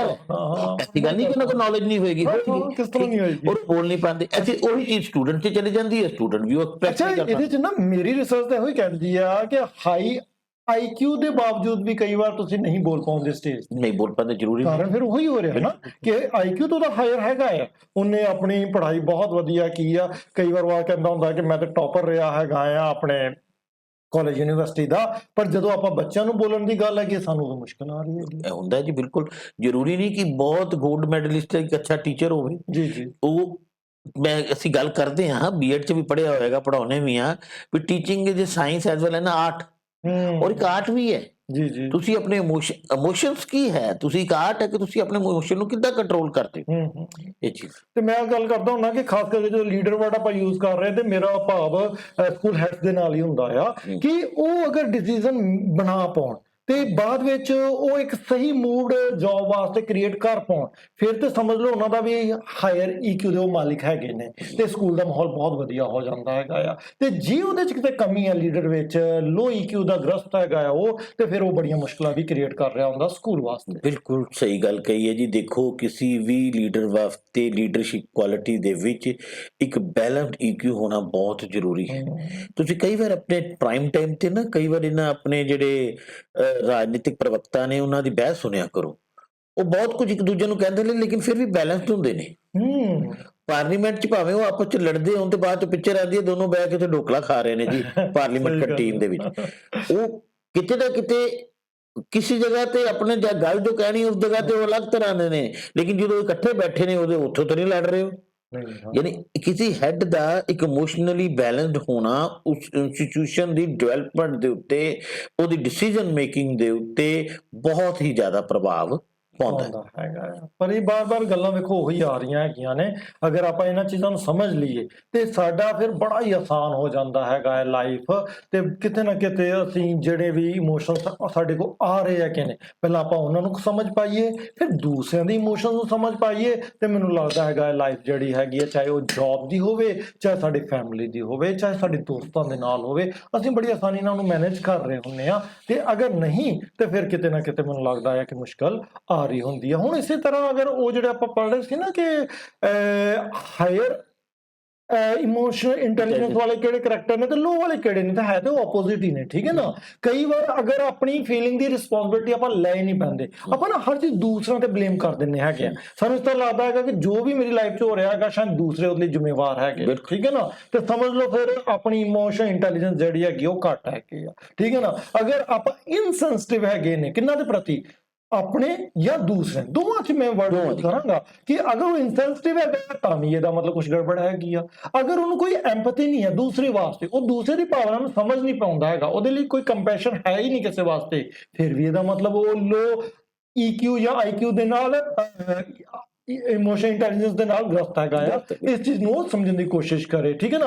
ਅਗਰ ਉਹ ਹਰਦਮ ਇਨਸਿਕਿਉਰ ਫੀਲ ਕਰਦਾ, ਹਰਦਮ ਡਿਫੈਂਸਿਵ ਹੁੰਦਾ ਕਿ ਹੁੰਦਾ ਨਾ ਹਰ ਗੱਲ ਤੇ ਕੋਈ ਤੁਹਾਡੇ ਨਾਲ ਲੜਨਾ ਚਾਹੁੰਦਾ ਹੈਗਾ, ਤੇ ਮੈਂ ਸੋਚਦਾ ਹੁੰਦਾ ਕਿ ਉਹ ਵੀ ਵਜ੍ਹਾ ਡਿਫੈਂਸਿਵ ਹੋਇਆ ਹੈ, ਬਿਲਕੁਲ ਉਹ ਇਨਸਿਕਿਉਰ ਆ, ਕਿਤੇ ਨਾ ਕਿਤੇ ਉਹਨੂੰ ਲੱਗ ਰਿਹਾ ਹੈਗਾ ਆ ਕਿ ਮੈਨੂੰ ਹੀ ਹਰ ਕੋਈ ਹਮਲਾ ਕਰਨ ਆ ਰਿਹਾ ਹੈਗਾ, ਜਦਕਿ ਇਸ ਤਰ੍ਹਾਂ ਦੀ ਕੋਈ ਗੱਲ ਹੁੰਦੀ ਨਹੀਂ ਹੈਗੀ। ਕਈ ਵਾਰ ਹੁੰਦਾ ਨਾ ਕਿ ਅਗਰ ਹੈਡ ਨੇ ਕਿਸੇ ਨੂੰ ਬੁਲਾਇਆ ਆਪਣੇ ਕਮਰੇ ਵਿੱਚ ਤੇ ਉਹ ਪਹਿਲਾਂ ਹੀ ਮੰਨ ਕੇ ਚੱਲ ਰਿਹਾ ਹੁੰਦਾ ਕਿ ਮੈਨੂੰ ਇਹਨੇ ਕੁਝ ਬੁਰਾ ਹੀ ਕਰਨਾ ਹੈਗਾ, ਉਹ ਪਹਿਲਾਂ ਹੀ ਇਨਸਿਕਿਉਰ ਫੀਲ ਕਰ ਰਿਹਾ ਹੁੰਦਾ ਆ, ਜਦਕਿ ਹੋ ਸਕਦਾ ਉਹ ਐਪਰੀਸ਼ੀਏਸ਼ਨ ਵਾਸਤੇ ਉਹਨੂੰ ਸੱਦਿਆ ਗਿਆ। ਅੱਛਾ, ਇਹਨਾਂ ਦੀ ਇੱਕ ਹੋਰ ਨਿਸ਼ਾਨੀ ਹੈਗੀ ਜੇ ਪੂਅਰ ਲਿਸਨਰ, ਉਹ ਇੰਟਰਪਟ ਕਰਦੇ ਰਹਿਣਗੇ, ਉਹ ਸੁਣਨਾ ਨਹੀਂ ਪਸੰਦ ਕਰਨਗੇ, ਠੀਕ ਹੈ ਨਾ। ਕਿਉਂ? ਕਿਉਂਕਿ ਉਹਨਾਂ ਨੂੰ ਲੱਗਦਾ ਹੈ ਕਿ ਪਤਾ ਨਹੀਂ ਜਿਹੜਾ ਅਗਲਾ ਕੁਝ ਬੋਲ ਰਿਹਾ ਮੈਨੂੰ ਕੁਝ ਬੁਰਾ ਕਹਿਣ ਲਈ ਬੋਲ ਰਿਹਾ ਹੋਊਗਾ ਤੇ ਮੈਨੂੰ ਪਹਿਲਾਂ ਹੀ ਰੋਕ ਦੇਵਾਂ। ਇਹ ਇੱਕ ਬਹੁਤ ਸਮੱਸਿਆ ਹੈਗੀਆਂ ਨੇ ਜਿਹੜੇ ਆਪਾਂ ਸਮਝ ਲਈਏ ਜੀ। ਬਹੁਤ ਇੰਪੋਰਟੈਂਟ ਜਿਹੜੇ ਫੀਚਰਸ ਨੇ ਤੁਸੀਂ ਕਰੈਕਟਰਸ ਵੀ ਡਿਸਕਸ ਕੀਤੇ ਨੇ ਸਰ, ਔਰ ਵਾਕਈ ਇਹ ਚੀਜ਼ ਹੈਗੀ ਹੈ ਜਿਹੜਾ ਇੱਕ ਲੋ ਈਕਿਊ ਦਾ ਲੈਵਲ ਦਾ ਬੰਦਾ ਹੈ ਉਹਦੇ 'ਚ ਇਹ ਸਿੰਪਟਮ ਤੁਹਾਨੂੰ ਨਜ਼ਰ ਆਉਣਗੇ। ਸਭ ਤੋਂ ਪਹਿਲੇ ਤਾਂ ਦੇਖੋ, ਆਪਣੀ ਗਲਤੀ ਨਹੀਂ ਮੰਨੇਗਾ, ਉਹ ਹਰ ਗਲਤੀ ਵਾਸਤੇ ਦੂਸਰੇ ਨੂੰ ਬਲੇਮ ਦੇਗਾ, ਬਲੇਮ ਕਰੇਗਾ। ਮੈਂ ਥੋੜਾ ਗੁੱਸਾ ਕੀਤਾ, ਤੂੰ ਮੈਨੂੰ ਦਵਾਤਾ ਗੁੱਸਾ, ਤੇਰੇ ਕਰਕੇ ਗੁੱਸਾ ਆਇਆ ਹੀ ਮੈਨੂੰ, ਇਹ ਮੇਰਾ ਕੰਮ ਤੇਰੇ ਕਰਕੇ ਗਲਤ ਹੋਇਆ ਹੈ, ਮੈਂ ਨਹੀਂ ਗਲਤ ਕਰ ਰਿਹਾ ਸੀ, ਠੀਕ ਹੈ। ਔਰ ਕਿਸੇ ਦੂਸਰੇ ਦੀ ਭਾਵਨਾਵਾਂ ਪ੍ਰਤੀ ਉਹ ਸੈਂਸਿਟਿਵ ਹੁੰਦਾ ਹੀ ਨਹੀਂ, ਬਲਕਿ ਦੂਸਰੇ ਦੀ ਕੀ ਉਹ ਆਪਣੇ ਦਾ ਵੀ ਨਹੀਂ ਹੁੰਦਾ। ਇਹ ਚੀਜ਼ ਨੋਟ ਰੱਖਣਾ, ਜਿਹੜਾ ਦੂਸਰੇ ਦੀ ਭਾਵਨਾਵਾਂ ਨੂੰ ਨਹੀਂ ਸਮਝਦਾ ਕਿਤੇ ਨਾ ਕਿਤੇ ਆਪਣੀ ਭਾਵਨਾਵਾਂ ਨੂੰ ਸਮਝਣ ਦੇ ਵਿੱਚ ਵੀ ਉਹ ਕਾਮਯਾਬ ਨਹੀਂ ਹੁੰਦਾ। ਔਰ ਸਿੰਪਥੀ ਵੀ ਤੁਹਾਨੂੰ, ਜਿਸ ਤਰ੍ਹਾਂ ਤੁਸੀਂ ਗੱਲ ਕੀਤੀ, ਸਿੰਪਥੀ ਉਹਨਾਂ ਕੋਲ ਨਹੀਂ ਹੁੰਦੀ, ਹਮੇਸ਼ਾ ਇਹ ਡਿਫੈਂਸਿਵ ਰਹਿੰਦੇ ਨੇ, ਦੂਸਰਿਆਂ ਦੀ ਗਲਤੀ ਤਾਂ ਲੱਭਣ ਨੂੰ ਤਿਆਰ ਨੇ ਔਰ ਆਪਣੀ ਮੰਨਣ ਨੂੰ ਕਦੀ ਉਹ ਤਿਆਰ ਹੁੰਦੇ ਹੀ ਨਹੀਂ। ਔਰ ਕਿਸੇ ਚੀਜ਼ ਵਾਸਤੇ ਸੌਰੀ ਕਹਿ ਦੋ, ਬਿਲਕੁਲ ਨਹੀਂ, ਸੌਰੀ ਤਾਂ ਸ਼ਾਇਦ ਉਹਨਾਂ ਦੇ ਡਿਕਸ਼ਨਰੀ ਵਿੱਚ ਨਹੀਂ ਹੁੰਦਾ। ਇਹ ਵੀ ਇੱਕ ਕੈਟਾਗਰੀ ਹੈ ਵੀ ਸਾਰਿਆਂ 'ਚ ਇਹ ਚੀਜ਼ਾਂ ਨਹੀਂ ਹੁੰਦੀਆਂ।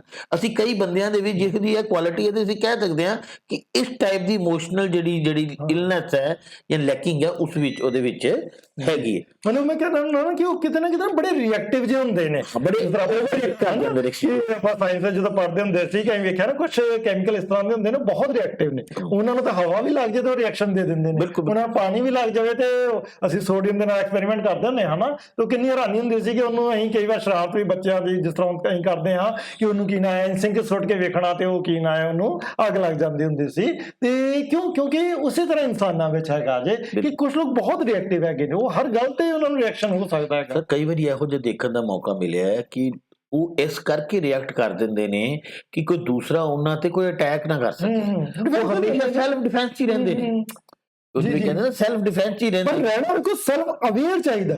ਆਪਾਂ ਤੇ ਇਸ ਡੈਫੀਨੇਸ਼ਨ ਤੇ ਆ ਰਹੇ ਹਾਂ ਕਿ ਸੈਲਫ ਅਵੇਅਰ ਰਵੇ, ਆਪਾਂ ਸੈਲਫ ਰੈਗੂਲਾਈਜੇਸ਼ਨ ਦੇ ਮੈਨੇਜਮੈਂਟ ਚ ਰੱਖਦਾ ਹੋਵੇ ਪ੍ਰਭਾਵ ਆਪਣਾ, ਉਹਦਾ ਮੋਟੀਵੇਸ਼ਨ। ਅੱਛਾ ਮੋਟੀਵੇਸ਼ਨ ਵੀ ਬਾਰ-ਬਾਰ ਮੈਂ ਡਿਸਕਸ ਕਰਦਾ ਹੁੰਦਾ ਕਿ ਅੰਦਰੋਂ ਵੀ ਆਉਂਦਾ ਹੋਵੇ। ਕਿੰਨਾ ਚਿਰ ਆਪਾਂ ਬਾਹਰੋਂ ਹੀ ਲੈਂਦੇ ਰਵਾਂਗੇ, ਕਿੰਨਾ ਚਿਰ ਆਪਾਂ ਵੀਡੀਓਜ਼ ਵੀ ਵੇਖਦੇ ਰਵਾਂਗੇ, ਠੀਕ ਹੈ ਨਾ। ਐਮਪੈਥੀ ਹੋਵੇ ਕਿਸੇ ਵਾਸਤੇ, ਠੀਕ ਹੈ ਨਾ।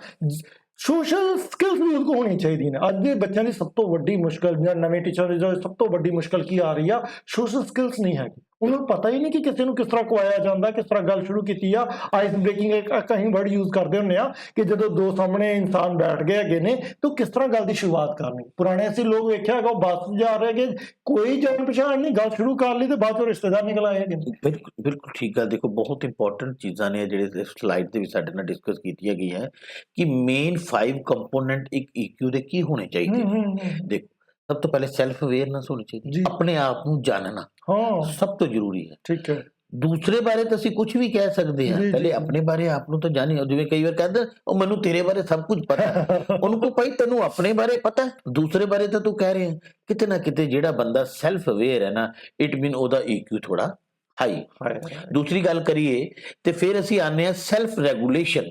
ਆਪਣੇ ਆਪ ਨੂੰ ਰੈਗੂਲੇਟ, ਯਾਨੀ ਕਿ ਉਹਦੇ ਸਾਰੇ ਕਰਮ ਉਹਦੇ ਦੁਆਰਾ ਰੈਗੂਲੇਟ ਹੋਣ, ਨਾ ਕਿ ਕਿਸੇ ਦੂਸਰੇ ਦੇ ਕੋਈ ਕਰ ਰਿਹਾ ਹੋਵੇ। ਯਾਨੀ ਕਿ ਜਿਹੜੇ ਬੰਦੇ ਨੂੰ ਗੁੱਸਾ ਆਉਂਦਾ ਨਾ, ਉਹਦੇ ਕੋਲ ਕੋਈ ਵੀ ਕੰਮ ਕਰਵਾਇਆ ਜਾ ਸਕਦਾ। ਸ਼ਾਇਦ ਇਹੀ ਗੱਲ ਕਰਦੇ ਪਏ ਸੀ ਪਿੱਛੇ ਕਿਤੇ ਕਿ ਜਿਹੜਾ ਗੁੱਸਾ ਆਉਂਦਾ ਉਹਨੂੰ ਗੁੱਸਾ ਦਵਾ ਕੇ ਉਹਦੇ ਕੋਲ ਕੋਈ ਵੀ ਕੰਮ ਕਰਵਾ ਲਓ। ਠੀਕ ਹੈ। ਜਦ ਤੱਕ ਉਹ ਸੈਲਫ ਮੈਨੇਜ ਨਹੀਂ ਕਰ ਸਕਦਾ ਆਪਣੇ ਆਪ ਨੂੰ, ਆਪਣੀ ਭਾਵਨਾਵਾਂ ਨੂੰ, ਆਪਣੀ ਫੀਲਿੰਗਸ ਨੂੰ, ਤੇ ਉਹ ਬੰਦਾ ਹਾਈ EQ ਦਾ ਮਾਲਕ ਨਹੀਂ ਬਣ ਸਕਦਾ। ਐਟੀਟਿਊਡ, ਮੋਟੀਵੇਸ਼ਨ, ਪੈਸ਼ਨ, 3 ਵਰਡ ਦੇਖੋ, ਇਹ ਤਿੰਨੋਂ ਚੀਜ਼ਾਂ ਬਹੁਤ ਜ਼ਰੂਰੀ ਨੇ EQ ਦੇ ਵਿੱਚ। ਤੁਹਾਡਾ ਐਟੀਟਿਊਡ ਪੋਜ਼ਿਟਿਵ ਹੈ ਜਾਂ ਨੈਗੇਟਿਵ ਹੈ, ਕਿਸ ਤਰੀਕੇ ਨਾਲ ਤੁਸੀਂ ਚੀਜ਼ ਨੂੰ ਦੇਖਦੇ ਹੋ ਵੀ ਗਲਾਸ ਅੱਧਾ ਭਰਿਆ ਜਾਂ ਅੱਧਾ ਖਾਲੀ ਹੈ, ਜਾਂ ਹਰ ਸਿਚੁਏਸ਼ਨ ਨੂੰ ਤੁਸੀਂ ਨੈਗੇਟਿਵ ਲੈਂਦੇ ਹੋ। ਮੋਟੀਵੇਸ਼ਨ ਤੁਹਾਡੇ 'ਚ ਕਿੰਨੀ ਹੈ, ਯੂ ਆਰ ਮੋਟੀਵੇਟਿਡ ਔਰ ਨਾਟ ਮੋਟੀਵੇਟਿਡ। ਦੇਖੋ ਇੱਕ ਮੋਟੀਵੇਟ ਟੀਚਰ ਜਿਹੜਾ ਹੈ ਉਹ ਆਪਣੇ ਸਟੂਡੈਂਟ ਨੂੰ ਵੀ ਮੋਟੀਵੇਟ ਕਰੇਗਾ, ਤੇ ਡੀਮੋਟੀਵੇਟਿਵ ਜਿਹੜਾ ਹੈ ਉਹ ਆਪਣੇ ਸਟੂਡੈਂਟ ਨੂੰ ਵੀ ਕਰੇ। ਛੱਡੋ ਯਾਰ ਪੜ੍ਹਾਈ ਦਾ ਕੀ ਫਾਇਦਾ, ਗੱਲ ਨੌਕਰੀਆਂ ਨਾਕਰੀਆਂ ਦਾ ਹੈ ਨਹੀਂ। ਇਟ ਮੀਨ ਕੋਈ ਡੀਮੋਟੀਵੇਸ਼ਨ ਹੋ ਗਿਆ। ਪੈਸ਼ਨ ਫॉर वर्क ਹੋਣਾ ਚਾਹੀਦਾ। ਕਿਸੇ ਕੰਮ ਪ੍ਰਤੀ ਉਹਦਾ ਪੈਸ਼ਨ ਜਿਹੜਾ ਹੈ ਉਹ ਬਹੁਤ ਇੰਪੋਰਟੈਂਟ। ਉਹ EQ ਨੂੰ, ਯਾਨੀ ਕਿ ਕਿਤੇ ਮੈਂ ਸੰਸਕ੍ਰਿਤ ਦੇ ਇੱਕ ਸ਼ਲੋਕ ਪੜ੍ਹ ਰਿਹਾ ਸੀਗਾ, ਉਹ ਕਹਿੰਦੇ 3 ਤਰ੍ਹਾਂ ਦੇ ਪੁਰਖ ਨੇ। ਕਹਿੰਦਾ ਨੀਚ ਪੁਰਖ ਜਿਹੜੇ ਨੇ, ਕਹਿੰਦਾ ਜੀ ਉਹ ਕੰਮ ਸ਼ੁਰੂ ਕਰਨ ਤੋਂ ਪਹਿਲੇ ਛੱਡ ਜਾਂਦੇ ਨੇ, ਯਾਨੀ ਕੰਮ ਹੀ ਸ਼ੁਰੂ ਨਹੀਂ ਕਰਦੇ। ਔਰ ਮੱਧਮ ਪ੍ਰਕਾਰ ਦੇ ਪੁਰਸ਼ ਜਿਹੜੇ ਨੇ ਉਹ ਕੰਮ ਸ਼ੁਰੂ ਕਰਕੇ ਅੱਧ ਵਿਚਕਾਰ ਮੁਸ਼ਕਲ ਆਉਂਦੀ ਹੈ ਛੱਡ ਕੇ ਚਲੇ ਜਾਂਦੇ ਨੇ। ਔਰ ਉੱਤਮ ਪੁਰਸ਼ ਜਿਹੜੇ ਨੇ ਉਹ ਕੰਮ ਨੂੰ ਸ਼ੁਰੂ ਵੀ ਕਰਦੇ ਨੇ ਔਰ ਉਹਨੂੰ ਐਂਡ ਤੱਕ ਲਿਜਾ ਕੇ ਖਤਮ ਵੀ ਕਰਦੇ ਨੇ। ਮੈਂ ਇੱਕ ਸ਼ਲੋਕ ਸੀਗਾ, ਮੈਨੂੰ ਐਗਜ਼ੈਕਟਲੀ ਸੰਸਕ੍ਰਿਤ ਸ਼ਲੋਕ ਤਾਂ ਨਹੀਂ ਯਾਦ, ਪਰ ਉਹਦਾ ਮੀਨਿੰਗ ਇਹ ਨਿਕਲਦਾ ਸੀਗਾ ਸਾਹਿਬ ਨੇ। ਐਪੈਥੀ ਬਹੁਤ ਜ਼ਰੂਰੀ ਹੈ। ਸਿੰਪੈਥੀ ਤੋਂ ਹਾਇਰ ਲੈਵਲ ਤੁਸੀਂ ਇਹਦੇ ਬਾਰੇ ਇੱਕ ਲੈਕਚਰ ਵੀ ਅਸੀਂ ਰਿਕਾਰਡ ਕੀਤਾ ਕਿ ਅਸੀਂ ਗੱਲ ਕਰਦੇ ਹਾਂ। ਉਹ ਸੋਸ਼ਲ ਸਕਿੱਲ ਤਾਂ ਬਹੁਤ ਹੀ ਜ਼ਿਆਦਾ ਜ਼ਰੂਰੀ ਨੇ। ਤੁਸੀਂ ਸਮਾਜ ਦੇ ਦੇਖੋ, ਆਦਮੀ ਇੱਕ ਸਮਾਜਿਕ ਪ੍ਰਾਣੀ ਹੈ, man is a social animal. If you are a social animal you must know how to live in the society. Society ਹੈ ਕਿ ਸਾਰੇ ਆਦਮੀਆਂ ਦਾ ਸਮੂਹ ਹੀ ਹੈ ਨਾ, ਤੇ ਜੇ ਤੁਸੀਂ ਸੋਸ਼ਲ ਜਿਹੜੇ ਸਕਿੱਲਸ ਨੇ ਉਹੀ ਨਹੀਂ ਜਾਣ ਪਾਉਂਦੇ, how to behave with other, how to react in the situation while you are standing with others, ਜਾਂ ਤੁਸੀਂ ਆਪਸ ਦੇ ਵਿੱਚ ਕਿਸ ਤਰੀਕੇ ਵਿਹਾਰ ਕਰਨਾ ਹੈ, ਜਾਂ ਆਪਣੇ ਕੁਲੀਗਸ ਨੇ, ਜਾਂ ਮੰਨ ਲਓ ਤੁਹਾਡੇ ਸਾਹਮਣੇ ਦੁਸ਼ਮਣ ਵੀ ਖੜਾ ਹੈ ਤੇ ਉਹਦੇ ਨਾਲ ਵੀ ਕਿਸ ਤਰੀਕੇ ਗੱਲ ਕਰਨੀ ਹੈ। ਉਹ ਕਿਤੇ ਇੱਕ ਸ਼ੇਰ ਸੀਗਾ, ਉਹਦਾ ਲੱਬੋ-ਲਬਾਬ ਤਾਂ ਇਹੀ ਸੀ ਕਿ ਦੁਸ਼ਮਣ ਨਾਲ ਵੀ ਏਡੇ ਸਖਤ ਨਾ ਹੋਵੋ ਕਿ ਕੱਲ ਨੂੰ ਕਦੀ ਤੁਹਾਨੂੰ ਮੌਕਾ ਮਿਲੇ ਤੇ ਤੁਸੀਂ ਉਹਦੇ ਨਾਲ ਗੱਲ ਹੀ ਨਾ ਕਰ ਸਕੋ।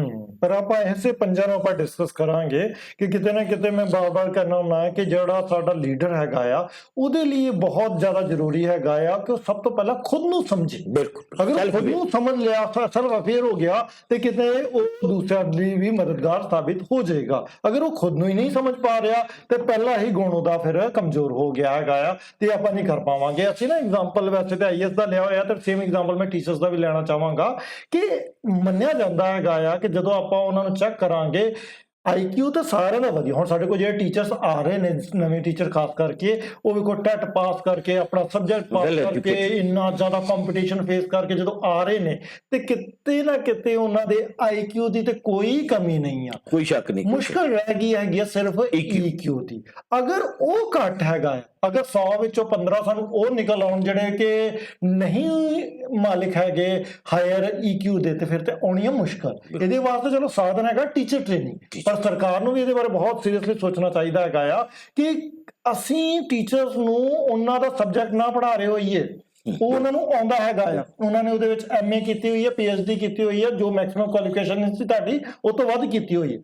6ਵੀਂ ਤੋਂ 10ਵੀਂ ਪੜਾਉਣ ਲਈ ਸਾਨੂੰ ਗ੍ਰੈਜੂਏਟ ਟੀਚਰ ਚਾਹੀਦਾ ਹੈਗਾ, ਤੁਹਾਡੇ ਕੋਲ PhD ਬੈਠੇ ਹੋਏ ਨੇ। ਪਰ ਲੋੜ ਕੀ ਹੈਗੀ ਆ ਕਿ ਉਹਨਾਂ ਨੂੰ ਇਸ ਤਰ੍ਹਾਂ ਦੀ ਸੌਫਟ ਸਕਿੱਲ ਸਮਝਾਉਣ ਦੀ ਜੋ ਉਹਨਾਂ ਦੀ ਮੁਸ਼ਕਲ ਦਾ ਕਾਰਨ ਬਣ ਰਹੀ ਹੈਗੀ। ਬਿਲਕੁਲ ਠੀਕ ਹੈਗਾ, EQ ਦੱਸਣ ਦੀ ਲੋੜ ਹੈਗੀ। ਬਿਲਕੁਲ ਠੀਕ ਗੱਲ ਕਰ ਰਹੇ ਹੋ। ਦੇਖੋ, ਜਿਹੜਾ ਲੋ EQ ਦੇ ਬੰਦਾ ਹੈ, ਉਹਦਾ ਜਿਹੜਾ ਰਿਸਪੌਂਸ ਹੈ ਜਾਂ ਉਹਦਾ ਰਿਐਕਸ਼ਨ ਵੀ ਜਿਹੜਾ ਹੈ ਉਸ ਲੈਵਲ ਦਾ ਹੀ ਹੋਏਗਾ। ਟੀਚਿੰਗ ਜਿਹੜੀ ਫਟਰਨਿਟੀ ਹੈ ਜਾਂ ਟੀਚਿੰਗ ਕਮਿਊਨਿਟੀ ਜਿਹੜੀ ਸਾਡੀ ਹੈ, ਉਹਦੇ ਵਿੱਚ EQ ਬਹੁਤ ਇੰਪੋਰਟੈਂਟ ਰੋਲ ਅਦਾ ਕਰਦਾ ਹੈ। ਔਰ ਉਸ ਕਈ ਚੀਜ਼ਾਂ, ਹੁਣ ਤੁਸੀਂ ਕਈ ਨੋਟ ਕੀਤਾ ਹੋਏਗਾ ਕਿ ਨਵੀਂ ਜਨਰੇਸ਼ਨ ਕਈ ਆ ਰਹੀ ਹੈ ਨਾ, ਤੇ ਉਹ ਕਿਸੇ ਦੂਸਰੇ ਨਾਲ ਰਲਦੀ ਮਿਲਦੀ ਨਹੀਂ ਜੀ। ਉਹ ਆਪਣੇ ਇਕੱਲੇ ਬੈਠੀ ਹੋਈ ਹੈ, ਉਹ ਇਕੱਲੇ ਬਹਿ ਕੇ ਜਾਂ ਆਪਣੇ ਮੋਬਾਈਲ ਦੇ ਵਿੱਚ ਲੱਗੀ ਹੋਈ ਹੈ ਜਾਂ ਆਪਣੇ ਕੋਈ ਇੱਕ ਅੱਧੇ ਫਰੈਂਡ ਦੇ ਨਾਲ ਲੱਗੀ, ਉਹ ਦੂਸਰੇ ਨਾਲ ਉਸ ਤਰੀਕੇ ਦੇ ਨਾਲ ਜੁੜਦੀ ਨਹੀਂ ਜਾਂ ਸਾਂਝ ਨਹੀਂ ਬਣਾ ਪਾ ਰਹੀ। ਕਾਰਨ ਕੁਛ ਉਹਨਾਂ ਦੀ ਡਿਵੈਲਪਮੈਂਟ ਇਹੋ ਜਿਹੀ ਹੈ ਜਾਂ ਉਸ ਕਲਚਰ ਚੋਂ ਆਏ ਨੇ ਜਾਂ ਸਾਡਾ ਸਿਸਟਮ ਇਹੋ ਜਿਹਾ ਹੋ ਗਿਆ ਕਿ ਉਹ ਸੋਸ਼ਲ ਸਕਿੱਲਸ ਉਹਨਾਂ ਨੇ ਸਿੱਖੀਆਂ ਹੀ ਨਹੀਂ ਹੈਗੀ। ਇਸ ਕਰਕੇ ਉਹਨਾਂ ਨੂੰ ਇਹ ਪ੍ਰੋਬਲਮ ਆ ਰਹੀ ਹੈ। ਇਹ ਚੀਜ਼ਾਂ ਤੇ ਸਾਡੇ ਸੋਸਾਇਟੀ ਸਾਹਮਣੇ, ਔਰ ਉਹਦੇ ਵਾਸਤੇ ਟੀਚਰ ਟ੍ਰੇਨਿੰਗ ਤੁਹਾਡੀ ਗੱਲ ਬਿਲਕੁਲ ਠੀਕ ਹੈ, ਜ਼ਰੂਰੀ ਹੈ ਜੀ। ਮੈਂ ਇਸ ਗੱਲ ਤੇ ਆ ਰਿਹਾ ਨਾ ਕਿ ਇਹ ਡਿਵੈਲਪ ਕੀਤਾ ਜਾ ਸਕਦਾ ਜੀ। ਅਸੀਂ ਸੋਚੀ ਨਹੀਂ ਇਨਹੈਰੈਂਟ ਹੈ ਜੀ। ਹੁਣ ਮੈਂ ਅਗਰ ਮੈਂ ਗੁੱਸੇ ਵਾਲਾ ਜੀ, ਮੈਂ ਦੀ ਆਪਾਂ ਗੁੱਸਾ ਫਿਕਸ ਨਹੀਂ ਕਰ ਸਕਦਾ। ਮੈਂ ਅਗਰ ਇਮੋਸ਼ਨਲੀ ਲੋ ਹੈਗਾ ਤਾਂ ਮੈਨੂੰ ਵਧਾ ਨਹੀਂ ਸਕਦਾ, ਇਹ ਤੇ ਬਾਈ ਬਰਥ ਆ ਗਿਆ। ਨਹੀਂ ਨਹੀਂ ਨਹੀਂ, ਉਹਨੂੰ ਵਧਾਇਆ ਜਾ ਸਕਦਾ ਹੈਗਾ ਆ, ਸਮਝਿਆ ਜਾ ਸਕਦਾ ਹੈਗਾ ਆ। ਟ੍ਰੇਨਿੰਗ ਦੇ ਨਾਲ ਬਹੁਤ ਕੁਝ ਸਮੱਸਿਆ ਹੱਲ ਹੋ ਸਕਦੀ ਹੈਗੀ। ਇਹ ਸਰਕਾਰ ਵੀ ਸਮਝੇ ਤੇ ਸਾਰੇ ਟੀਚਰ ਸਾਹਿਬਾਨ ਜਿਹੜੇ ਵੀਡੀਓ ਵੇਖ ਰਹੇ ਉਹ ਵੀ ਸਮਝਣ ਕਿ ਜੇ ਤੁਹਾਨੂੰ ਲੱਗਦਾ ਨਾ ਕਿ ਭਾਈ ਮੈਂ ਤੇ ਗੁੱਸੇ ਤੇ ਕੰਟਰੋਲ ਨਹੀਂ ਕਰ ਸਕਦਾ, ਸੌਰੀ ਟੂ ਸੇ, ਕਰ ਸਕਦੇ ਜੀ। ਤੁਸੀਂ ਕੋਸ਼ਿਸ਼ ਤੇ ਕਰੋ, ਸ਼ੁਰੂਆਤ ਤੇ ਕਰੋ, ਉਹਨੂੰ ਐਜ਼ ਅ ਪ੍ਰੋਬਲਮ ਸਮਝੋ ਤਾਂ ਸਹੀ ਕਿ ਪ੍ਰੋਬਲਮ ਹੈਗੀ ਆ। ਅਗਰ ਬੇਵਜ੍ਹਾ ਮੈਨੂੰ ਕਿਤੇ ਗੁੱਸਾ ਆ ਜਾਂਦਾ ਹੈਗਾ ਆ, ਤੇ ਫਿਰ ਤੁਸੀਂ ਕਿਤੇ ਨਾ ਕਿਤੇ ਇਸ ਨੂੰ ਸੁਧਾਰਨ ਲਈ ਵੀ ਕੁਝ ਕਰਨਾ ਚਾਹੀਦਾ ਹੈਗਾ ਆ। ਇਹ ਹੋ ਸਕਦਾ, ਪਹਿਲੀ ਗੱਲ ਬਿਲਕੁਲ ਕਲੀਅਰ ਕਰਾਂ ਕਿ ਹੋ ਸਕਦਾ ਹੈਗਾ। ਜਿਸ ਤਰ੍ਹਾਂ IQ ਵੀ ਵਧਾਇਆ ਘਟਾਇਆ ਜਾ ਸਕਦਾ ਹੈਗਾ, ਉਹ ਸਟੈਟਿਕ ਨਹੀਂ ਹੁੰਦਾ। ਮੈਂ ਜਦੋਂ ਅੱਜ ਤੋਂ ਕਈ ਸਾਲ ਪਹਿਲਾਂ ਨਾਪਿਆ ਸੀ, ਮੇਰਾ 136 ਨਿਕਲਿਆ ਸੀ, ਪਰ ਮੇਰਾ ਦਾਅਵਾ ਹੈ ਕਿ ਹੋ ਸਕਦਾ ਮੇਰਾ ਘੱਟ ਹੋ ਗਿਆ ਹੋਵੇ ਜਾਂ ਵੱਧ ਹੋ ਗਿਆ ਹੋਵੇ। ਤੇ ਉਸੇ ਤਰ੍ਹਾਂ ਇਮੋਸ਼ਨਲ ਕੋਸ਼ੀਐਂਟ ਹੈਗਾ ਆ, ਉਹ ਵੀ ਵਧਾਇਆ ਜਾਂ ਘਟਾਇਆ ਜਾ ਸਕਦਾ ਹੈ। ਬਿਲਕੁਲ ਠੀਕ ਗੱਲ ਹੈ ਤੁਹਾਡੀ। ਦੇਖੋ, ਜਿਹੜੇ ਸੋਸ਼ਲ ਇਸ਼ੂਜ਼ ਨੇ ਜਾਂ ਸੌਫਟ ਸਕਿੱਲਸ ਨੇ, ਇਹਨਾਂ ਨੂੰ ਸਮਝਣਾ ਔਰ ਇਹਨਾਂ ਦਾ ਵਾਸਤੇ ਟ੍ਰੇਨ ਹੋਣਾ ਬਹੁਤ ਜ਼ਰੂਰੀ ਹੈ। ਜੇ ਤੁਹਾਨੂੰ ਯਾਦ ਹੋਏਗਾ, ਜਦੋਂ ਅਸੀਂ ਇਨ ਸਰਵਿਸ ਟੀਚਰ ਟ੍ਰੇਨਿੰਗ ਦੇ ਵਿੱਚ ਸਾਂ, ਤੇ ਉੱਥੇ ਸਾਡੇ ਡਿਪਟੀ ਡਾਇਰੈਕਟਰ ਸਨ ਮੈਡਮ ਗਿੰਨੀ ਦੁੱਗਲ। ਉਹਨਾਂ ਨਾਲ ਜਦੋਂ ਅਸੀਂ ਗੱਲਬਾਤ ਕੀਤੀ ਔਰ ਇਹ ਇਸ਼ੂ ਅਸੀਂ ਉਸ ਟਾਈਮ ਦੇ ਜਿਹੜੇ ਮੌਜੂਦਾ ਸਰਕਾਰ ਦੇ ਸਿੱਖਿਆ ਮੰਤਰੀ ਸਨ ਉਹਨਾਂ ਨਾਲ ਗੱਲ ਕੀਤੀ, ਔਰ ਉਹਨਾਂ ਨੇ ਇਸ ਇਸ਼ੂ ਨੂੰ ਲੈ ਕੇ ਸਪੈਸ਼ਲੀ ਇਹਦੇ ਉੱਤੇ ਹੀ ਟ੍ਰੇਨਿੰਗ ਲਗਾਈਆਂ। ਹਾਂ, ਗਿੰਨੀ ਦੁੱਗਲ ਮੈਡਮ ਦੀ ਜਿਹੜੀਆਂ ਟ੍ਰੇਨਿੰਗਸ ਹੋਈਆਂ ਸੀ, ਉਹ 90% ਇਹਨਾਂ ਤੇ ਹੀ ਹੈਗੇ। ਅੱਜ ਇਹ ਟੌਪਿਕ ਅੱਜ ਅਸੀਂ ਬੋਲ ਰਹੇ ਹੈਗੇ, ਇਹ ਉੱਥੋਂ ਹੀ ਆਏ ਸੀ। EQ ਦਾ ਟੌਪਿਕ ਅਸੀਂ ਉਦੋਂ ਬਣਾ ਕੇ ਪੂਰੀ ਸਟੇਟ ਚ ਦਿੱਤਾ ਸੀ, ਉਦੋਂ ਚਲਾਇਆ ਸੀ। ਤਾਂ ਅਸੀਂ ਟੌਪਿਕ ਬਾਰ-ਬਾਰ ਆ ਰਹੇ ਸੈਲਫ ਅਵੇਅਰ ਤੇ। ਅਗਰ ਅਸੀਂ ਆਪਣਾ ਸੈਲਫ ਅਵੇਅਰ ਹੈ, ਵਿੱਚ ਕੀ ਬੁਰਾਈਆਂ ਵਿੱਚ ਕੀ ਚੰਗਾਈਆਂ, ਤੇ ਬਹੁਤ ਸਾਰੀਆਂ ਮੁਸ਼ਕਲਾਂ ਦਾ ਹੱਲ ਹੋ ਸਕਦਾ ਹੈਗਾ। ਅਗਰ ਆਪ ਪਹਿਲਾ ਗੁਣ ਨਹੀਂ ਸਾਡੇ ਚ ਹੈਗਾ, ਤੇ ਨਾ ਅਸੀਂ ਲੀਡਰ ਬਣ ਸਕਦੇ, ਨਾ ਅਸੀਂ ਟੀਚਰ ਬਣ ਸਕਦੇ। ਜੇ ਮੈਂ ਆਪਣੇ ਬਾਰੇ ਜਾਣਦਾ ਹੀ ਨਹੀਂ, ਜੇ ਮੈਨੂੰ ਪਤਾ ਹੀ ਨਹੀਂ ਕਿ ਮੇਰੀ ਫੀਲਿੰਗ ਕੀ ਨੇ, ਕਿੱਥੇ ਮੈਂ ਵੀਕ ਹਾਂ, ਮੇਰੇ ਚ ਕਮੀਆਂ ਕਿੱਥੇ ਨੇ, ਮੈਂ ਸਵੋਟ ਐਨਾਲਿਸਿਸ ਦੀ ਗੱਲ ਕਰਦਾ ਹਾਂ, ਮੇਰੀ ਸਟਰੈਂਥਸ ਕੀ ਨੇ, ਮੇਰੀ ਵੀਕਨੈਸਿਸ weakness ਕੀ ਕੀ ਨੇ, ਨੇ। ਤੇ ਮੈਂ ਕਿਸ ਤਰ੍ਹਾਂ ਅਵੇਅਰਨੈਸ ਹੋ ਸਕਦਾ, ਮੇਰੇ ਚ ਐਬਿਲਿਟੀਜ਼ ਕੀ ਨੇ। ਠੀਕ ਹੈ ਜੀ, ਮੇਰੇ ਤੇ ਤੁਸੀਂ ਗੱਲ ਕਰੋ ਕਿ ਕੀ ਮੇਰੇ ਬਿਹੇਵੀਅਰ ਚ ਕਮੀ ਹੈ, ਕਿਸ ਤਰੀਕੇ ਮੈਂ ਆਪਣੇ ਬਿਹੇਵੀਅਰ ਨੂੰ ਕੰਟਰੋਲ ਕਰ ਸਕਦਾ। ਜਿਵੇਂ ਉਹਨੇ ਤੁਸੀਂ ਗੱਲ ਕਰ ਰਹੇ ਹੋ ਕਿ ਗੁੱਸੇ ਨੂੰ ਕੰਟਰੋਲ ਕੀਤਾ ਜਾ ਸਕਦਾ, meditation is the best way, yoga is the best way.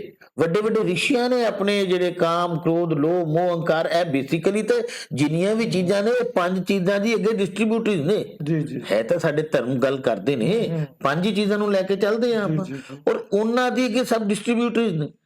ਜੇ ਉਹ ਮੈਥਡ ਦੇ ਨਾਲ, ਟੈਕਨੀਕਸ ਦੇ ਨਾਲ, ਗੁਰਬਾਣੀ ਦੇ ਨਾਲ ਜਾਂ ਯੋਗਾ ਦੇ ਨਾਲ ਅਸੀਂ ਕਰੀਏ ਤੇ ਸੈਲਫ ਅਵੇਅਰਨੈਸ ਲਿਆਈ ਜਾ ਸਕਦੀ ਹੈ। ਜੀ ਜੀ ਤੁਸੀਂ ਵਰਡ ਯੂਜ਼ ਕਰਦੇ ਨੇ ਸਟਰੈਂਥ ਤੇ ਵੀਕਨੈਸ, ਅਗਰ ਇਹਨੂੰ ਆਪਾਂ ਸਮਝ ਲਈਏ ਤੇ ਇਹ ਨਾ ਹੋਵੇ ਕਿ ਸਾਡੀ ਫੀਲਿੰਗ ਸਾਡੇ ਤੇ ਰੂਲ ਕਰ ਰਹੀਆਂ ਹੋਣ। ਠੀਕ ਹੈ ਨਾ, ਅਗਰ ਉਸ ਤੋਂ ਅਸੀਂ ਬਚਦੇ ਹੈਗੇ ਆ ਤੇ ਫਿਰ ਸਾਡੀ ਸਮੱਸਿਆ ਹੱਲ ਹੋ ਜਾਂਦੀ। ਬਾਰ-ਬਾਰ ਆਪਾਂ ਗੁੱਸੇ ਦੀ ਗੱਲ ਕਰ ਰਹੇ ਆ ਨਾ, ਤੇ ਆ ਜਾਣੀਏ ਸਹੀ ਗੁੱਸਾ ਆ ਕਿਉਂ ਰਿਹਾ, ਕਾਰਨ ਕੀ ਹੈਗਾ ਆ। ਕਈ ਵਾਰ ਤੇ ਲੋਕਾਂ ਨੂੰ ਇਸ ਕਰਕੇ ਵੀ ਗੁੱਸਾ ਆ ਰਿਹਾ ਹੁੰਦਾ ਹੈ ਕਿ ਉਹਨਾਂ ਨੂੰ ਲੱਗਦਾ ਹੁੰਦਾ ਕਿ ਕਮੀ ਹੈ ਮੇਰੇ ਉੱਤੇ ਤੇ ਆ ਇਹਨੂੰ ਪੁਆਇੰਟ ਆਊਟ ਕਰ ਰਿਹਾ ਤੇ ਮੈਂ ਗੁੱਸਾ ਕਰਕੇ ਇਹ ਪ੍ਰੋਬਲਮ ਸੋਲਵ ਕਰ ਲਵਾਂ। ਮੈਂ ਕਈ ਵਾਰ ਸਰਕਾਰ ਨੂੰ ਵੀ ਥੋੜਾ ਜਿਹਾ ਇਸ਼ਾਰਾ ਦਿੰਦਾ ਹੁੰਦਾ ਕਿ ਜੇ ਤੁਸੀਂ ਟੀਚਰ ਜਿਹੜੇ ਹੈਗੇ ਨੇ ਉਹ IQ ਤੇ EQ ਦੇ ਬੇਸ ਤੇ ਰੱਖੋਗੇ ਤੇ ਸਾਰੀ ਉਮਰ ਤੁਹਾਡੇ ਨਾਲ ਕੰਧੇ ਨਾਲ ਕੰਧਾ ਮਿਲਾ ਕੇ ਚੱਲਣਗੇ, ਤੇ ਜੇ ਤੁਸੀਂ ਕਿਸੇ ਹੋਰ ਬੇਸ ਤੇ ਉਹਨਾਂ ਨੂੰ ਰੱਖ ਲੈਂਦੇ ਹੈਗੇ ਜੇ ਤੇ ਫਿਰ ਉਹ ਸਾਰੀ ਉਮਰ ਤੁਹਾਡੇ ਨਾਲ ਲੜਦੇ ਰਹਿਣਗੇ। ਇਹ ਹੁਣ ਤੁਸੀਂ ਸੋਚਣਾ ਹੈ ਕਿ ਤੁਸੀਂ ਕਿਸ ਤਰ੍ਹਾਂ ਦੇ ਟੀਚਰ ਰੱਖਣੇ ਹੈਗੇ ਆ, ਕੀ ਤੁਸੀਂ ਉਹਨਾਂ ਨੂੰ ਸਹੀ ਟ੍ਰੇਨਿੰਗ ਦੇਣ ਪਾ ਰਹੇ ਜੇ ਕਿ ਨਹੀਂ ਪਾ ਰਹੇ ਹੈਗੇ। ਅਗਰ ਤੁਸੀਂ ਆ ਕਰ ਲੋਗੇ ਤੇ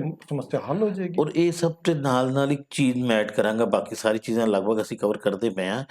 ਆਪਣੇ ਪ੍ਰਤੀ ਓਨੈਸਟ ਹੋਣਾ ਬਹੁਤ ਜ਼ਰੂਰੀ ਹੈ, ਯਾਨੀ ਇਮਾਨਦਾਰੀ ਨਾਲ ਆਪਣੇ ਜਿਹੜੇ ਕਮੀਆਂ ਔਰ ਖੂਬੀਆਂ ਨੂੰ ਪਹਿਚਾਨਣਾ ਔਰ ਉਹਨਾਂ ਨੂੰ ਠੀਕ ਕਰਨ ਵਾਸਤੇ ਅੱਗੇ ਵਧਣਾ, ਇਹ ਸਭ ਤੋਂ ਜ਼ਰੂਰੀ ਹੈ। ਯਾਨੀ ਓਨੈਸਟ ਟੁਵਰਡ ਯੋਰਸੈਲਫ। ਹੁੰਦਾ ਕਿ ਲੇਬਲਿੰਗ, ਅਗਰ ਆਪਣੇ ਇਮੋਸ਼ਨਸ ਨੂੰ ਆਪਾਂ ਨੇਮ it then you can tame it।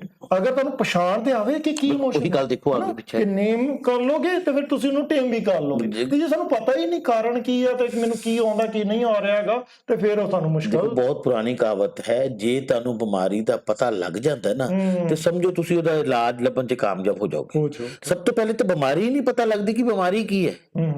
Diagnose ਕਰਨਾ ਕਿਸੇ ਚੀਜ਼ ਨੂੰ ਸਭ ਤੋਂ ਜ਼ਰੂਰੀ ਹੈ। ਆਫਟਰ ਦੈਟ ਉਹਦੀ ਮੈਡੀਕੇਸ਼ਨ ਜਿਹੜੀ ਹੈ ਉਹ ਚੱਲਦੀ ਹੈ। ਅੱਛਾ, ਵਰਡ ਯੂਜ਼ ਕਰ ਰਿਹਾ ਵਿਟਨੈਸ, ਮੈਨੂੰ ਉਹਨਾਂ ਨੂੰ ਸਾਖੀ ਭਾਵ ਨਾਲ ਵੇਖਣਾ। ਬਿਲਕੁਲ, ਤੁਹਾਨੂੰ ਗੁੱਸਾ ਆ ਰਿਹਾ ਤੁਸੀਂ ਸਾਖੀ ਭਾਵ ਨਾਲ ਵੇਖੋ, ਤੁਹਾਨੂੰ ਰੋਣਾ ਆ ਰਿਹਾ ਤੁਸੀਂ ਸਾਖੀ ਭਾਵ ਨਾਲ ਵੇਖੋ, ਤੁਹਾਨੂੰ ਕਿਸੇ ਤੇ ਕੁਝ ਦਵੇਸ਼ ਆ ਰਿਹਾ ਤੁਸੀਂ ਸਾਖੀ ਭਾਵ ਨਾਲ ਵੇਖੋ, ਤੁਹਾਨੂੰ ਜੈਲਸੀ ਬਹੁਤ ਆ ਰਹੀ ਹੈ ਤੁਸੀਂ ਸਾਖੀ ਭਾਵ ਨਾਲ ਵੇਖੋ। ਜਿਸ ਤਰ੍ਹਾਂ ਕਿ ਸਾਡੇ ਸਾਹਮਣੇ ਕਈ ਵਾਰ ਕੀ ਹੁੰਦਾ ਕਿ ਛੋਟੇ ਬੱਚੇ ਨੇ ਕੋਈ ਸ਼ਰਾਰਤਾਂ ਕਰ ਰਹੇ ਨੇ ਤੇ ਅਸੀਂ ਉਹਨੂੰ ਵੇਖੀਏ ਤੇ ਉਹ ਸ਼ਰਾਰਤਾਂ ਛੱਡ ਦਿੰਦੇ ਨੇ ਜਦੋਂ ਉਹਨਾਂ ਨੂੰ ਪਤਾ ਲੱਗਦਾ ਕਿ ਸਾਨੂੰ ਕੋਈ ਵੇਖ ਰਿਹਾ। ਇਸੇ ਤਰ੍ਹਾਂ ਸਾਡਾ ਮਨ ਹੈਗਾ, ਜੇ ਮਨ ਨੂੰ ਇਹ ਪਤਾ ਲੱਗ ਜਾਵੇ ਕਿ ਉਹਦਾ ਜਿਹੜਾ ਮਾਲਿਕ ਹੈਗਾ ਆ ਉਹਨੂੰ ਵੇਖ ਰਿਹਾ ਹੈਗਾ। ਮੈਂ ਆਪਣੀ ਗੱਲ ਕਰ ਰਿਹਾ ਕਿ ਸਵੈ ਬੀਇੰਗ ਜਿਹੜੀ ਅਸੀਂ ਹੈਗੀ ਆ, ਅਸੀਂ ਆਪਣੇ ਮਾਈਂਡ ਨੂੰ ਵੇਖਣ ਦੀ ਕੋਸ਼ਿਸ਼ ਕਰੀਏ, ਆਪਣੀ ਇਮੋਸ਼ਨਸ ਨੂੰ ਵਿਟਨੈਸ ਕਰਨ ਦੀ ਕੋਸ਼ਿਸ਼ ਕਰੀਏ ਸਾਖੀ ਭਾਵ ਨਾਲ, ਤੇ ਤੁਸੀਂ ਵੇਖੋਗੇ ਉਹ ਧੁਮਿਲ ਹੁੰਦੇ ਜਾਣਗੇ, ਸਲੋ ਡਾਊਨ ਹੁੰਦੇ ਜਾਣਗੇ, ਘਟਦੇ ਜਾਣਗੇ ਤੇ ਤੁਸੀਂ ਉਹਨਾਂ ਨੂੰ ਕੰਟਰੋਲ ਕਰਨ ਵਿੱਚ ਕਾਮਯਾਬ ਹੋ ਜਾਓਗੇ। ਬਿਲਕੁਲ ਠੀਕ ਹੈ। ਦੇਖੋ ਇੱਕ ਬੜੇ ਅੱਛੇ ਫਿਲਾਸਫਰ ਕਹਿ ਲਓ, ਗੁਰੂ ਕਹਿ ਲਓ ਹੋਏ ਨੇ ਓਸ਼ੋ। ਜੀ ਜੀ, ਉਹਨਾਂ ਨੇ ਇਹਦੇ ਉੱਤੇ ਬਹੁਤ ਸਾਰੀ ਮੈਡੀਟੇਸ਼ਨ ਟੈਕਨੀਕ ਦਿੱਤੀਆਂ ਨੇ ਕਿ ਕਿਸ ਤਰੀਕੇ ਨਾਲ ਤੁਸੀਂ ਆਪਣੇ ਮਾਈਂਡ ਨੂੰ ਵਾਚ ਕਰਨਾ ਹੈ, ਕਿਸ ਤਰੀਕੇ ਤੁਸੀਂ ਆਪਣੇ ਸਾਹ ਨੂੰ ਕੰਟਰੋਲ ਕਰਨਾ ਹੈ।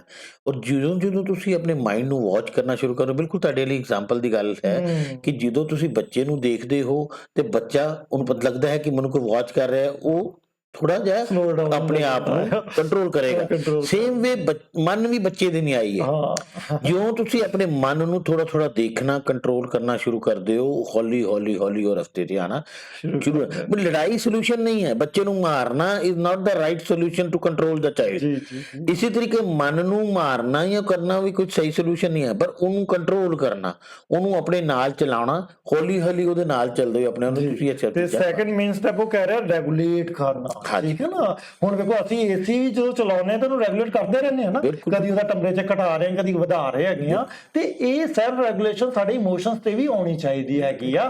ਅੱਛਾ, ਤੁਸੀਂ ਉਹ ਵਰਡ ਯੂਜ਼ ਕੀਤਾ ਸੀ ਨਾ ਕਿ ਫੈਲਣ ਵਾਲੀ ਹੈਗੀ ਆ, ਉਹ ਵਰਡ ਵੇਖੋ ਆ ਗਿਆ ਦੇ ਸੈਕੰਡ ਲਾਈਨ ਵਿੱਚ ਵੀ ਕਿ ਵਾਕਈ ਇਹ ਚੀਜ਼ਾਂ ਫੈਲਦੀਆਂ ਹੈਗੀਆਂ ਨੇ। ਅਗਰ ਤੁਸੀਂ ਆਪਣੇ ਤੇ ਕੰਟਰੋਲ ਕਰ ਲਿਆ ਤਾਂ ਅੱਗੇ ਵੀ ਨਹੀਂ ਹੋ ਗਿਆ ਜਾ ਰਿਹਾ ਹੈਗਾ, ਤੇ ਉਹਨਾਂ ਨੂੰ ਚੈੱਕ ਕਰਦੇ ਰਹਿਣਾ ਕਿ ਕੀ ਉੱਠ ਰਿਹਾ ਹੈਗਾ ਤੁਹਾਡੇ ਅੰਦਰ। ਅਗਰ ਤੁਸੀਂ ਉਹਨਾਂ ਨੂੰ ਚੈੱਕ ਕਰਦੇ ਰਹੋਗੇ ਤੇ ਕਿਤੇ ਨਾ ਕਿਤੇ ਮੁਸ਼ਕਲਾਂ ਤੁਹਾਡੀਆਂ ਹੱਲ ਹੁੰਦੀਆਂ ਰਹਿਣਗੀਆਂ। ਦੇਖੋ ਬਿਲਕੁਲ ਸੈਲਫ ਰੈਗੂਲੇਸ਼ਨ ਦੀ ਗੱਲ ਤਾਂ ਕਰਾਂਗੇ, ਆਪਣੇ ਆਪ ਨੂੰ ਕੰਟਰੋਲ ਕਰਨਾ, ਆਪਣੇ ਆਪ ਨੂੰ ਰੈਗੂਲੇਟ ਕਰਨਾ।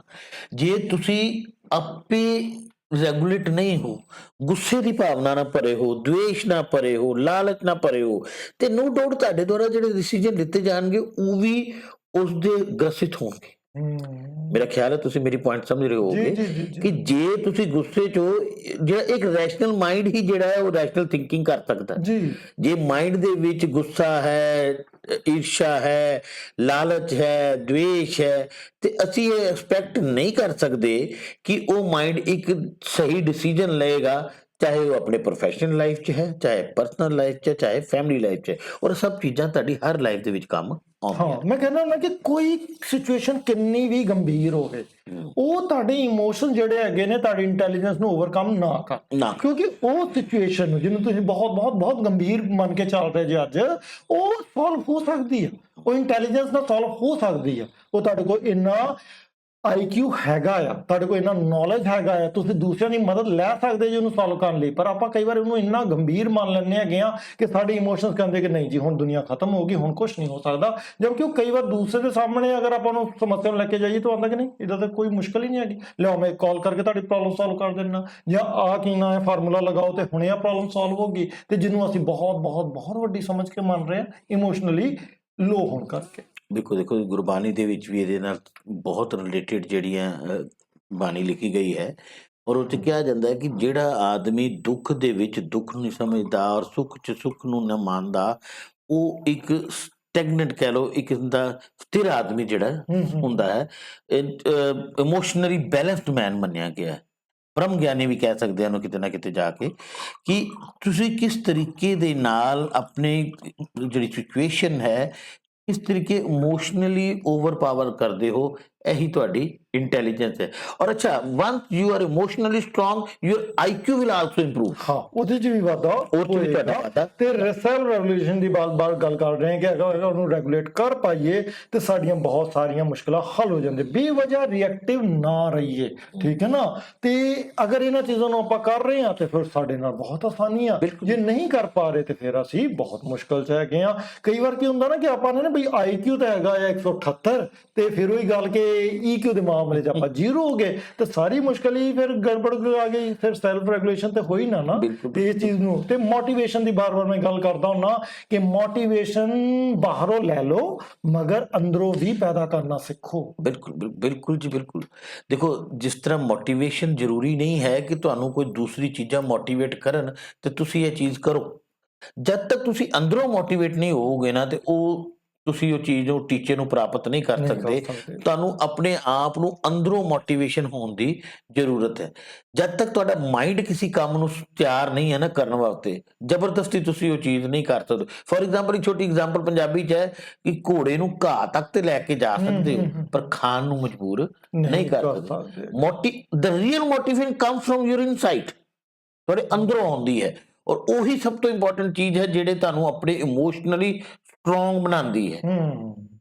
ਪਰ ਇਹ ਸੈਲਫ ਮੋਟੀਵੇਸ਼ਨ ਦੀ ਬਾਰ-ਬਾਰ ਮੈਂ ਗੱਲ ਕਰਾਂਗਾ ਕਿ ਉਹ ਕੋਸ਼ਿਸ਼ ਸਾਨੂੰ ਜ਼ਰੂਰ ਕਰਨੀ ਚਾਹੀਦੀ ਹੈ ਕਿ ਅਗਰ ਅਸੀਂ ਉਹ ਕਰ ਲੈਂਦੇ ਹਾਂ, ਉਹਨੂੰ ਵਿਜ਼ੂਅਲਾਈਜ਼ ਕਰ ਸਕੀਏ, ਆਪਣੇ ਗੋਲਸ ਨੂੰ ਵੇਖ ਸਕੀਏ, ਉਹਦੇ ਲਈ ਮੈਂ ਕੀ ਸਟੈਪਸ ਲਵਾਂਗਾ ਤੇ ਉਹ ਪੂਰਾ ਹੋ ਜਾਏਗਾ। ਜਦੋਂ ਪੂਰਾ ਹੋਏਗਾ ਤੁਹਾਨੂੰ ਇੱਕ ਅਜੀਬ ਜੀ ਖੁਸ਼ੀ ਪੈਦਾ ਹੋਏਗੀ ਤੇ ਫਿਰ ਤੁਸੀਂ ਅੱਗੇ ਤੋਂ ਅੱਗੇ ਗੋਲ ਬਣਾਉਂਦੇ ਜਾਓਗੇ, ਕਿਉਂਕਿ ਤੁਹਾਨੂੰ ਟਾਰਗੇਟ ਕਲੀਅਰ ਹੋ ਗਿਆ ਕਿ ਮੈਂ ਗੋਲ ਬਣਾਉਣਾ ਆ, ਸਟੈਪਸ ਲੈਣਾ ਆ ਤੇ ਉਹ ਅਚੀਵ ਹੋ ਜਾਂਦੇ ਹੈਗੇ ਨੇ। ਤੁਸੀਂ ਮੋਟੀਵੇਸ਼ਨ ਆਪਣੇ ਆਪ ਤੋਂ ਲੈਣਾ ਸ਼ੁਰੂ ਕਰ ਦੋਗੇ ਬਜਾਏ ਕਿ ਬਾਹਰੋਂ ਲੈਣ ਦੇ, ਪਰ ਇਹਦੇ ਲਈ ਸ਼ੁਰੂਆਤ ਤੇ ਕਿਤੇ ਨਾ ਕਿਤੇ ਤੁਹਾਨੂੰ ਕਰਨੀ ਪਊਗੀ। ਇੱਕ ਚੰਗਾ ਐਟੀਟਿਊਡ ਰੱਖੀਏ, ਆਪਣੀ ਸਕਿੱਲਸ ਨੂੰ ਪਛਾਣਦੇ ਰਹੀਏ, ਰੀਅਲਿਸਟਿਕ ਗੋਲ ਰੱਖੀਏ ਤੇ ਤੁਸੀਂ ਵੇਖੋਗੇ ਉਹ ਬੜੀ ਆਸਾਨੀ ਦੇ ਨਾਲ ਆਪਾਂ ਕਰ ਪਾ ਰਹੇ ਹੋਵਾਂਗੇ। ਤੇ ਆਹ ਵਰਡ ਜਿਹੜਾ ਹੈਗਾ ਐਮਪੈਥੀ, ਇਹਦੇ ਬਾਰੇ ਤੇ ਆਪਾਂ ਜਿੰਨਾ ਡਿਸਕਸ ਕਰੀਏ ਉਹਨਾਂ ਘੱਟ ਹੈਗਾ ਆ, ਕਿਉਂਕਿ ਅਸੀਂ ਤੁਹਾਡੇ ਨਾਲ ਗੱਲ ਕਰ ਰਹੇ ਸੀ ਕਿ ਸਿੰਪੈਥੀ ਤੋਂ ਵੀ ਵਰਡ ਆ ਇੱਕ ਹੈਗਾ ਆ ਐਮਪੈਥੀ।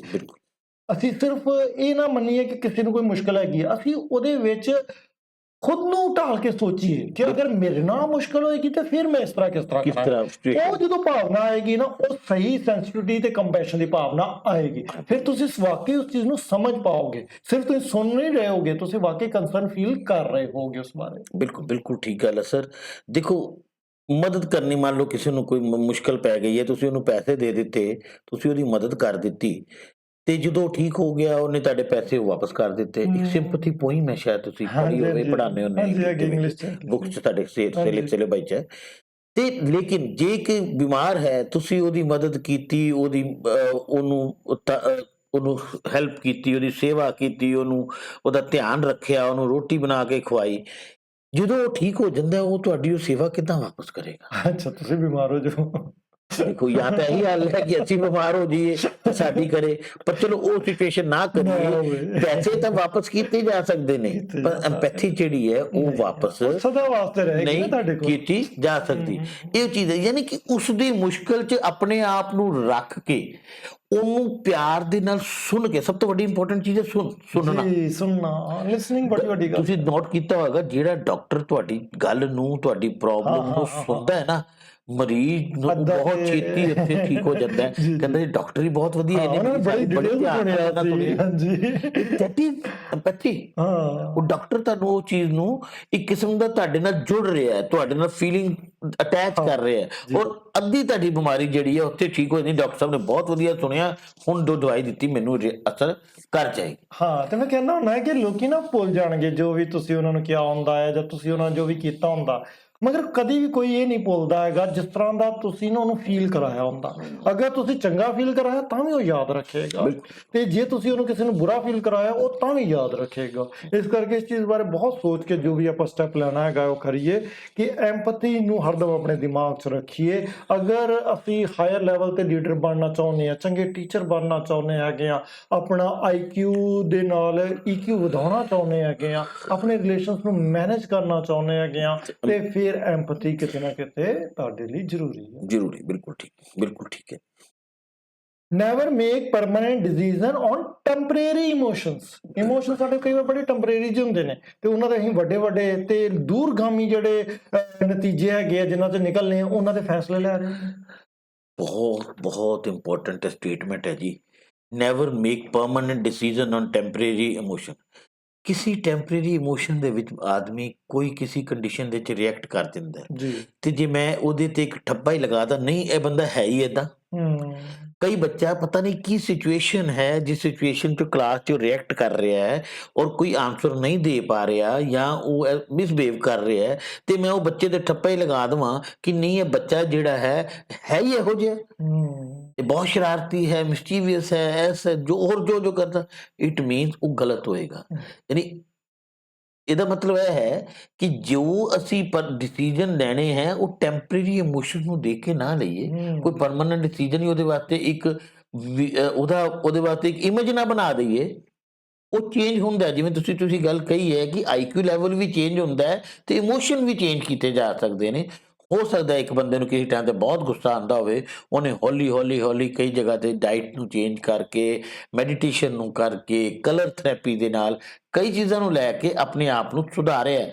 ਤੇ ਜੇ ਮੈਂ ਪਹਿਲੇ ਸ਼ੁਰੂ 'ਚ ਜੋ ਉਹਦੇ ਬਾਰੇ ਇੱਕ ਵਿਊ ਬਣਾਇਆ ਸੀ, ਜੇ ਉਹ ਮੈਂ ਪੱਕਾ ਹੀ ਰੱਖਾਂਗਾ ਤੇ ਮੈਂ ਫਿਰ ਸਹੀ ਨਹੀਂ, ਗਲਤ ਹਾਂ, ਮੈਂ ਉਹ ਗਲਤ ਡਿਸੀਜਨ ਉਹਦੇ ਬਾਰੇ ਲੈ ਰਿਹਾ, ਮੈਂ ਹੀ ਫਿਰ ਘੱਟ EQ ਦਾ ਮਾਲਕ ਹੋਵਾਂਗਾ ਜੇ ਇਹੋ ਜਿਹਾ ਡਿਸੀਜਨ ਮੈਂ। ਅੱਛਾ, ਉਹ ਕਿੰਨੀ ਵਧੀਆ ਗੱਲ ਕਹਿ ਰਿਹਾ ਹੈਗਾ ਆ ਕਿ the new business currency is human, social and rational capital. ਠੀਕ ਹੈ ਨਾ, ਅਸੀਂ ਇੱਕ ਨਾ ਵਰਡ ਯੂਜ਼ ਕਰਦੇ ਹੁੰਦੇ HR, ਹਿਊਮਨ ਰਿਸੋਰਸ। ਅਸੀਂ MBA ਵੀ ਮੈਂ ਉਹਦੇ 'ਚ ਕੀਤੀ ਹੋਈ ਹੈ, ਹਿਊਮਨ ਰਿਸੋਰਸ। ਦੇਖੋ ਹਿਊਮਨ ਵੀ ਆਪਣੇ ਆਪ 'ਚ ਰਿਸੋਰਸ ਹੈ, ਤੇ ਜੇ ਉਹਨੂੰ ਅਸੀਂ ਮੈਨੇਜ ਕਰ ਪਾਈਏ, ਉਹਦੇ ਨਾਲ ਡੀਲ ਕਰ ਪਾਈਏ, ਤੇ ਕਿਤੇ ਨਾ ਕਿਤੇ ਬਹੁਤ ਵੱਡੀ ਗੱਲ ਹੋ ਜਾਂਦੀ ਹੈਗੀ। ਬਿਲਕੁਲ ਬਹੁਤ ਇੰਪੋਰਟੈਂਟ ਸਟੇਟਮੈਂਟ ਹੈ ਜੀ। ਦੇਖੋ ਫਾਈਨੈਂਸ਼ੀਅਲ ਕੈਪੀਟਲ ਜਿਹੜੀ ਹੈ ਉਹ ਡੈਪਰੀਸ਼ੀਏਟ ਵੀ ਹੋ ਸਕਦੀ ਹੈ, ਉਹ ਐਪਰੀਸ਼ੀਏਟ ਵੀ ਹੋ ਸਕਦੀ ਹੈ, ਪਰ ਜਿਹੜੀ ਗੱਲ ਅਸੀਂ ਸੋਸ਼ਲ ਐਂਡ ਰਿਲੇਸ਼ਨਲ ਕੈਪੀਟਲ ਦੀ ਕਰ, ਰਿਲੇਸ਼ਨ ਤੋਂ ਵਰਡ ਬਣਾਇਆ ਉਹਨੇ, ਰਿਲੇਸ਼ਨ ਤੋਂ ਵਰਡ ਬਣਿਆ ਕਿ ਉਹ ਕੈਪੀਟਲ ਜਿਹੜੀ ਹੈ ਉਹ ਅੱਜ ਦੀ ਡੇਟ ਦੀ ਮੇਨ ਬਿਜ਼ਨਸ ਕਰੰਸੀ ਹੈ। ਆਪਸੀ ਰਿਸ਼ਤੇ ਦੀ ਨੈਟਵਰਕਿੰਗ ਜਿਹਨੂੰ ਕਹਿੰਦੇ ਆ। ਹੁਣ ਦੇਖੋ ਕਈ ਬੰਦਿਆਂ ਨੇ ਇੱਕ ਜਗ੍ਹਾ ਤੋਂ ਜੌਬ ਕਰਦੇ ਹੁੰਦੇ ਨੇ, ਛੱਡ ਦਿੰਦੇ ਨੇ, ਲੇਕਿਨ ਉਹਨਾਂ ਦੀ ਇੱਕ ਆਪਣੇ ਰਿਲੇਸ਼ਨਸ ਇਹੋ ਜਿਹੇ ਬਣੇ ਹੁੰਦੇ ਨੇ ਬਿਜ਼ਨਸ ਹਾਊਸਿਸ ਦੇ ਨਾਲ ਕਿ ਉਹ ਦੂਸਰੀ ਕੰਪਨੀ 'ਚ ਜਾ ਕੇ ਉਸਦਾ ਫਾਇਦਾ ਵੀ ਉਹਨੂੰ ਦਿਵਾਉਂਦੇ ਨੇ। ਠੀਕ, ਇਹ ਚੀਜ਼ਾਂ ਬਹੁਤ ਸਾਰੀਆਂ ਦੇਖਣ ਜਾਂਦੀਆਂ। ਕਈ ਸੇਲ ਲਾਈਨ ਦੇ ਬੰਦੇ ਜਿਹੜੇ ਨੇ, ਜਿਨ੍ਹਾਂ ਨੇ ਇੱਕ ਕੰਪਨੀ ਨਾਲ ਡੀਲ ਕੀਤਾ ਤੇ ਕੰਪਨੀ ਮੰਨ ਲਓ ਉਹਨੂੰ ਕੱਢ ਦਿੰਦੀ ਹੈ, ਲੇਕਿਨ ਉਹਨਾਂ ਦੇ ਸੋਸ਼ਲ ਰਿਲੇਸ਼ਨਸ਼ਿਪ ਜਿਹੜੇ ਨੇ ਉਹ ਆਪਣੇ ਡਿਸਟਰੀਬਿਊਟਰ ਦੇ ਨਾਲ ਜਾਂ ਜਿਹੜੇ ਉਹਨਾਂ ਦੇ ਕੰਜ਼ਿਊਮਰ ਦੇ ਉਹਨਾਂ ਨੇ ਇਹੋ ਜਿਹੇ ਬਣੇ ਹੁੰਦੇ ਨੇ ਕਿ ਉਹ ਆਪਣੀ ਨਵੀਂ ਕੰਜ਼ਿਊਮਰ ਜਿਹੜੀ ਕੰਪਨੀ ਆ ਉਹਨਾਂ ਤੋਂ ਪ੍ਰਮੋਟ ਕਰ ਲੈਂਦੇ ਨੇ। That is the main thing ਕਿ ਰਿਲੇਸ਼ਨਸ਼ਿਪ ਬਾਰ-ਬਾਰ ਉੱਤੇ ਆ ਰਹੇ ਸਕਿੱਲ ਜਿਹੜੀ ਹੈ, ਸੋਸ਼ਲ ਸਕਿੱਲ ਤੇ ਹੁਣ ਕਿਤੇ ਨਾ ਕਿਤੇ ਟੀਚਰਸ ਵਾਸਤੇ ਤਾਂ ਬਹੁਤ ਜ਼ਰੂਰੀ। ਅਗਰ ਕੋਈ ਟੀਚਰ ਕਹਿੰਦਾ ਹੈਗਾ ਕਿ ਮੇਰੇ ਕੋਲ ਸੋਸ਼ਲ ਸਕਿੱਲਸ ਨਹੀਂ ਹੈਗੀਆਂ, ਤੇ ਮੈਨੂੰ ਨਹੀਂ ਸਮਝ ਆਉਂਦਾ ਕਿ ਉਹ ਸਰਵਾਈਵ ਕਿਸ ਤਰ੍ਹਾਂ ਕਰੇਗਾ।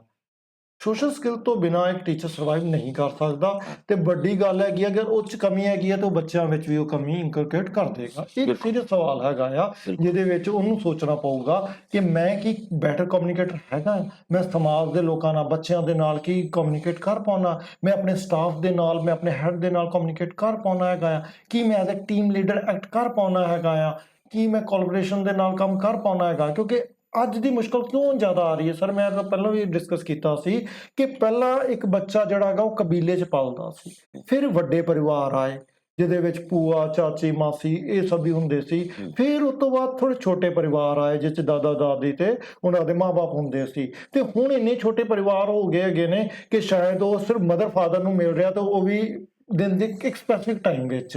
ਤੇ ਉਹਦੇ ਵਿੱਚ ਜਦੋਂ ਇੱਕ ਬੱਚਾ ਪਲ ਰਿਹਾ ਹੈਗਾ ਆ ਤੇ ਉਹਦੇ ਕੋਲ ਇੱਕ ਬੜਾ ਵੱਡਾ ਸਹਾਰਾ ਆ ਮੋਬਾਈਲ ਦਾ, ਉਹਨੂੰ ਇਸ ਤਰ੍ਹਾਂ ਲੱਗਦਾ ਕਿ ਜੇ ਕੋਈ ਨਹੀਂ ਗੱਲ ਕਰੂਗਾ ਤਾਂ ਮੋਬਾਈਲ ਮੇਰੇ ਕੋਲ ਹੈਗਾ ਆ। ਉਹ ਬੱਚੇ ਨੇ ਜਦੋਂ ਟੀਚਰ ਬਣ ਜਾਣਾ ਹੈਗਾ ਆ ਤੇ ਉਹਦੇ ਨੂੰ ਇਹ ਮੁਸ਼ਕਲਾਂ ਆਉਣੀਆਂ ਹੈ। ਬਿਲਕੁਲ ਠੀਕ, ਬਹੁਤ ਇੰਪੋਰਟੈਂਟ ਗੱਲ ਤੁਸੀਂ ਕਰ ਰਹੇ ਹੋ। ਦੇਖੋ sir, relationships and social skill ਜਿਹੜੇ ਨੇ ਸਭ ਤੋਂ ਇੰਪੋਰਟੈਂਟ ਨੇ ਤੁਹਾਡੇ EQ ਲੈਵਲ ਦੇ ਉੱਤੇ। ਦੇਖੋ ਪਹਿਲੇ ਨੋ ਡਾਊਟ ਜਿਸ ਤਰ੍ਹਾਂ ਤੁਸੀਂ ਦੱਸਿਆ ਕਿ ਕਬੀਲੇ 'ਚ ਬੱਚਾ ਪਲਦਾ ਸੀ, ਫਿਰ ਆ ਗਿਆ ਵੱਡੇ ਫੈਮਿਲੀ, ਪਰਿਵਾਰ ਚਲੋ ਜੁਆਇੰਟ ਫੈਮਿਲੀ ਸਿਸਟਮ ਆਇਆ, ਹਾਂਜੀ ਫਿਰ ਉਸ ਤੋਂ ਬਾਅਦ ਤੁਸੀਂ ਕਹਿ ਲਓ ਕਿ ਫੈਮਿਲੀ, ਛੋਟੀ ਫੈਮਿਲੀ ਹੋਈ। ਹੁਣ ਜਿਹੜੀ ਉਹ ਨਿਊਕਲੀਅਰ ਫੈਮਿਲੀ ਸਿਸਟਮ ਚੱਲ ਪਿਆ, ਸਿੰਗਲ ਜਿਹਦੇ ਵਿੱਚ ਪੇਰੈਂਟ ਤੱਕ ਵੀ ਸਿੰਗਲ ਆ ਚੁੱਕੇ ਨੇ। ਪੇਰੈਂਟ, ਜੀ ਬਿਲਕੁਲ ਸਿੰਗਲ ਪੇਰੈਂਟਸ ਵੀ ਆ ਗਏ ਨੇ। ਤੁਸੀਂ ਹੁਣ ਇਸ ਕੇਸ ਦੇ ਵਿੱਚ ਬੱਚੇ ਕੋਲ ਜਿਹੜੀ ਉਹ ਕਮਿਊਨੀਕੇਸ਼ਨ ਸਕਿੱਲ ਜਾਂ ਸੋਸ਼ਲ ਸਕਿੱਲ ਇੱਕ ਜੁਆਇੰਟ ਫੈਮਿਲੀ 'ਚ ਰਹਿ ਕੇ ਡਿਵੈਲਪ ਹੋਣੀਆਂ ਸੀ, ਨਹੀਂ ਹੋ ਰਹੀ ਨਾ। ਉਹ ਆਪਸ 'ਚ ਰਿਲੇਸ਼ਨਸ਼ਿਪ ਉਹਨਾਂ ਨੂੰ ਸਮਝਣਾ ਸੀਗਾ, ਉਹ ਉਹਨਾਂ 'ਚ ਆਈਆਂ ਹੀ ਨਹੀਂ, ਉਹ ਉਹਨਾਂ 'ਚ ਇਨਕਲਕੇਟ ਹੀ ਨਹੀਂ ਹੋ ਪਾਈਆਂ।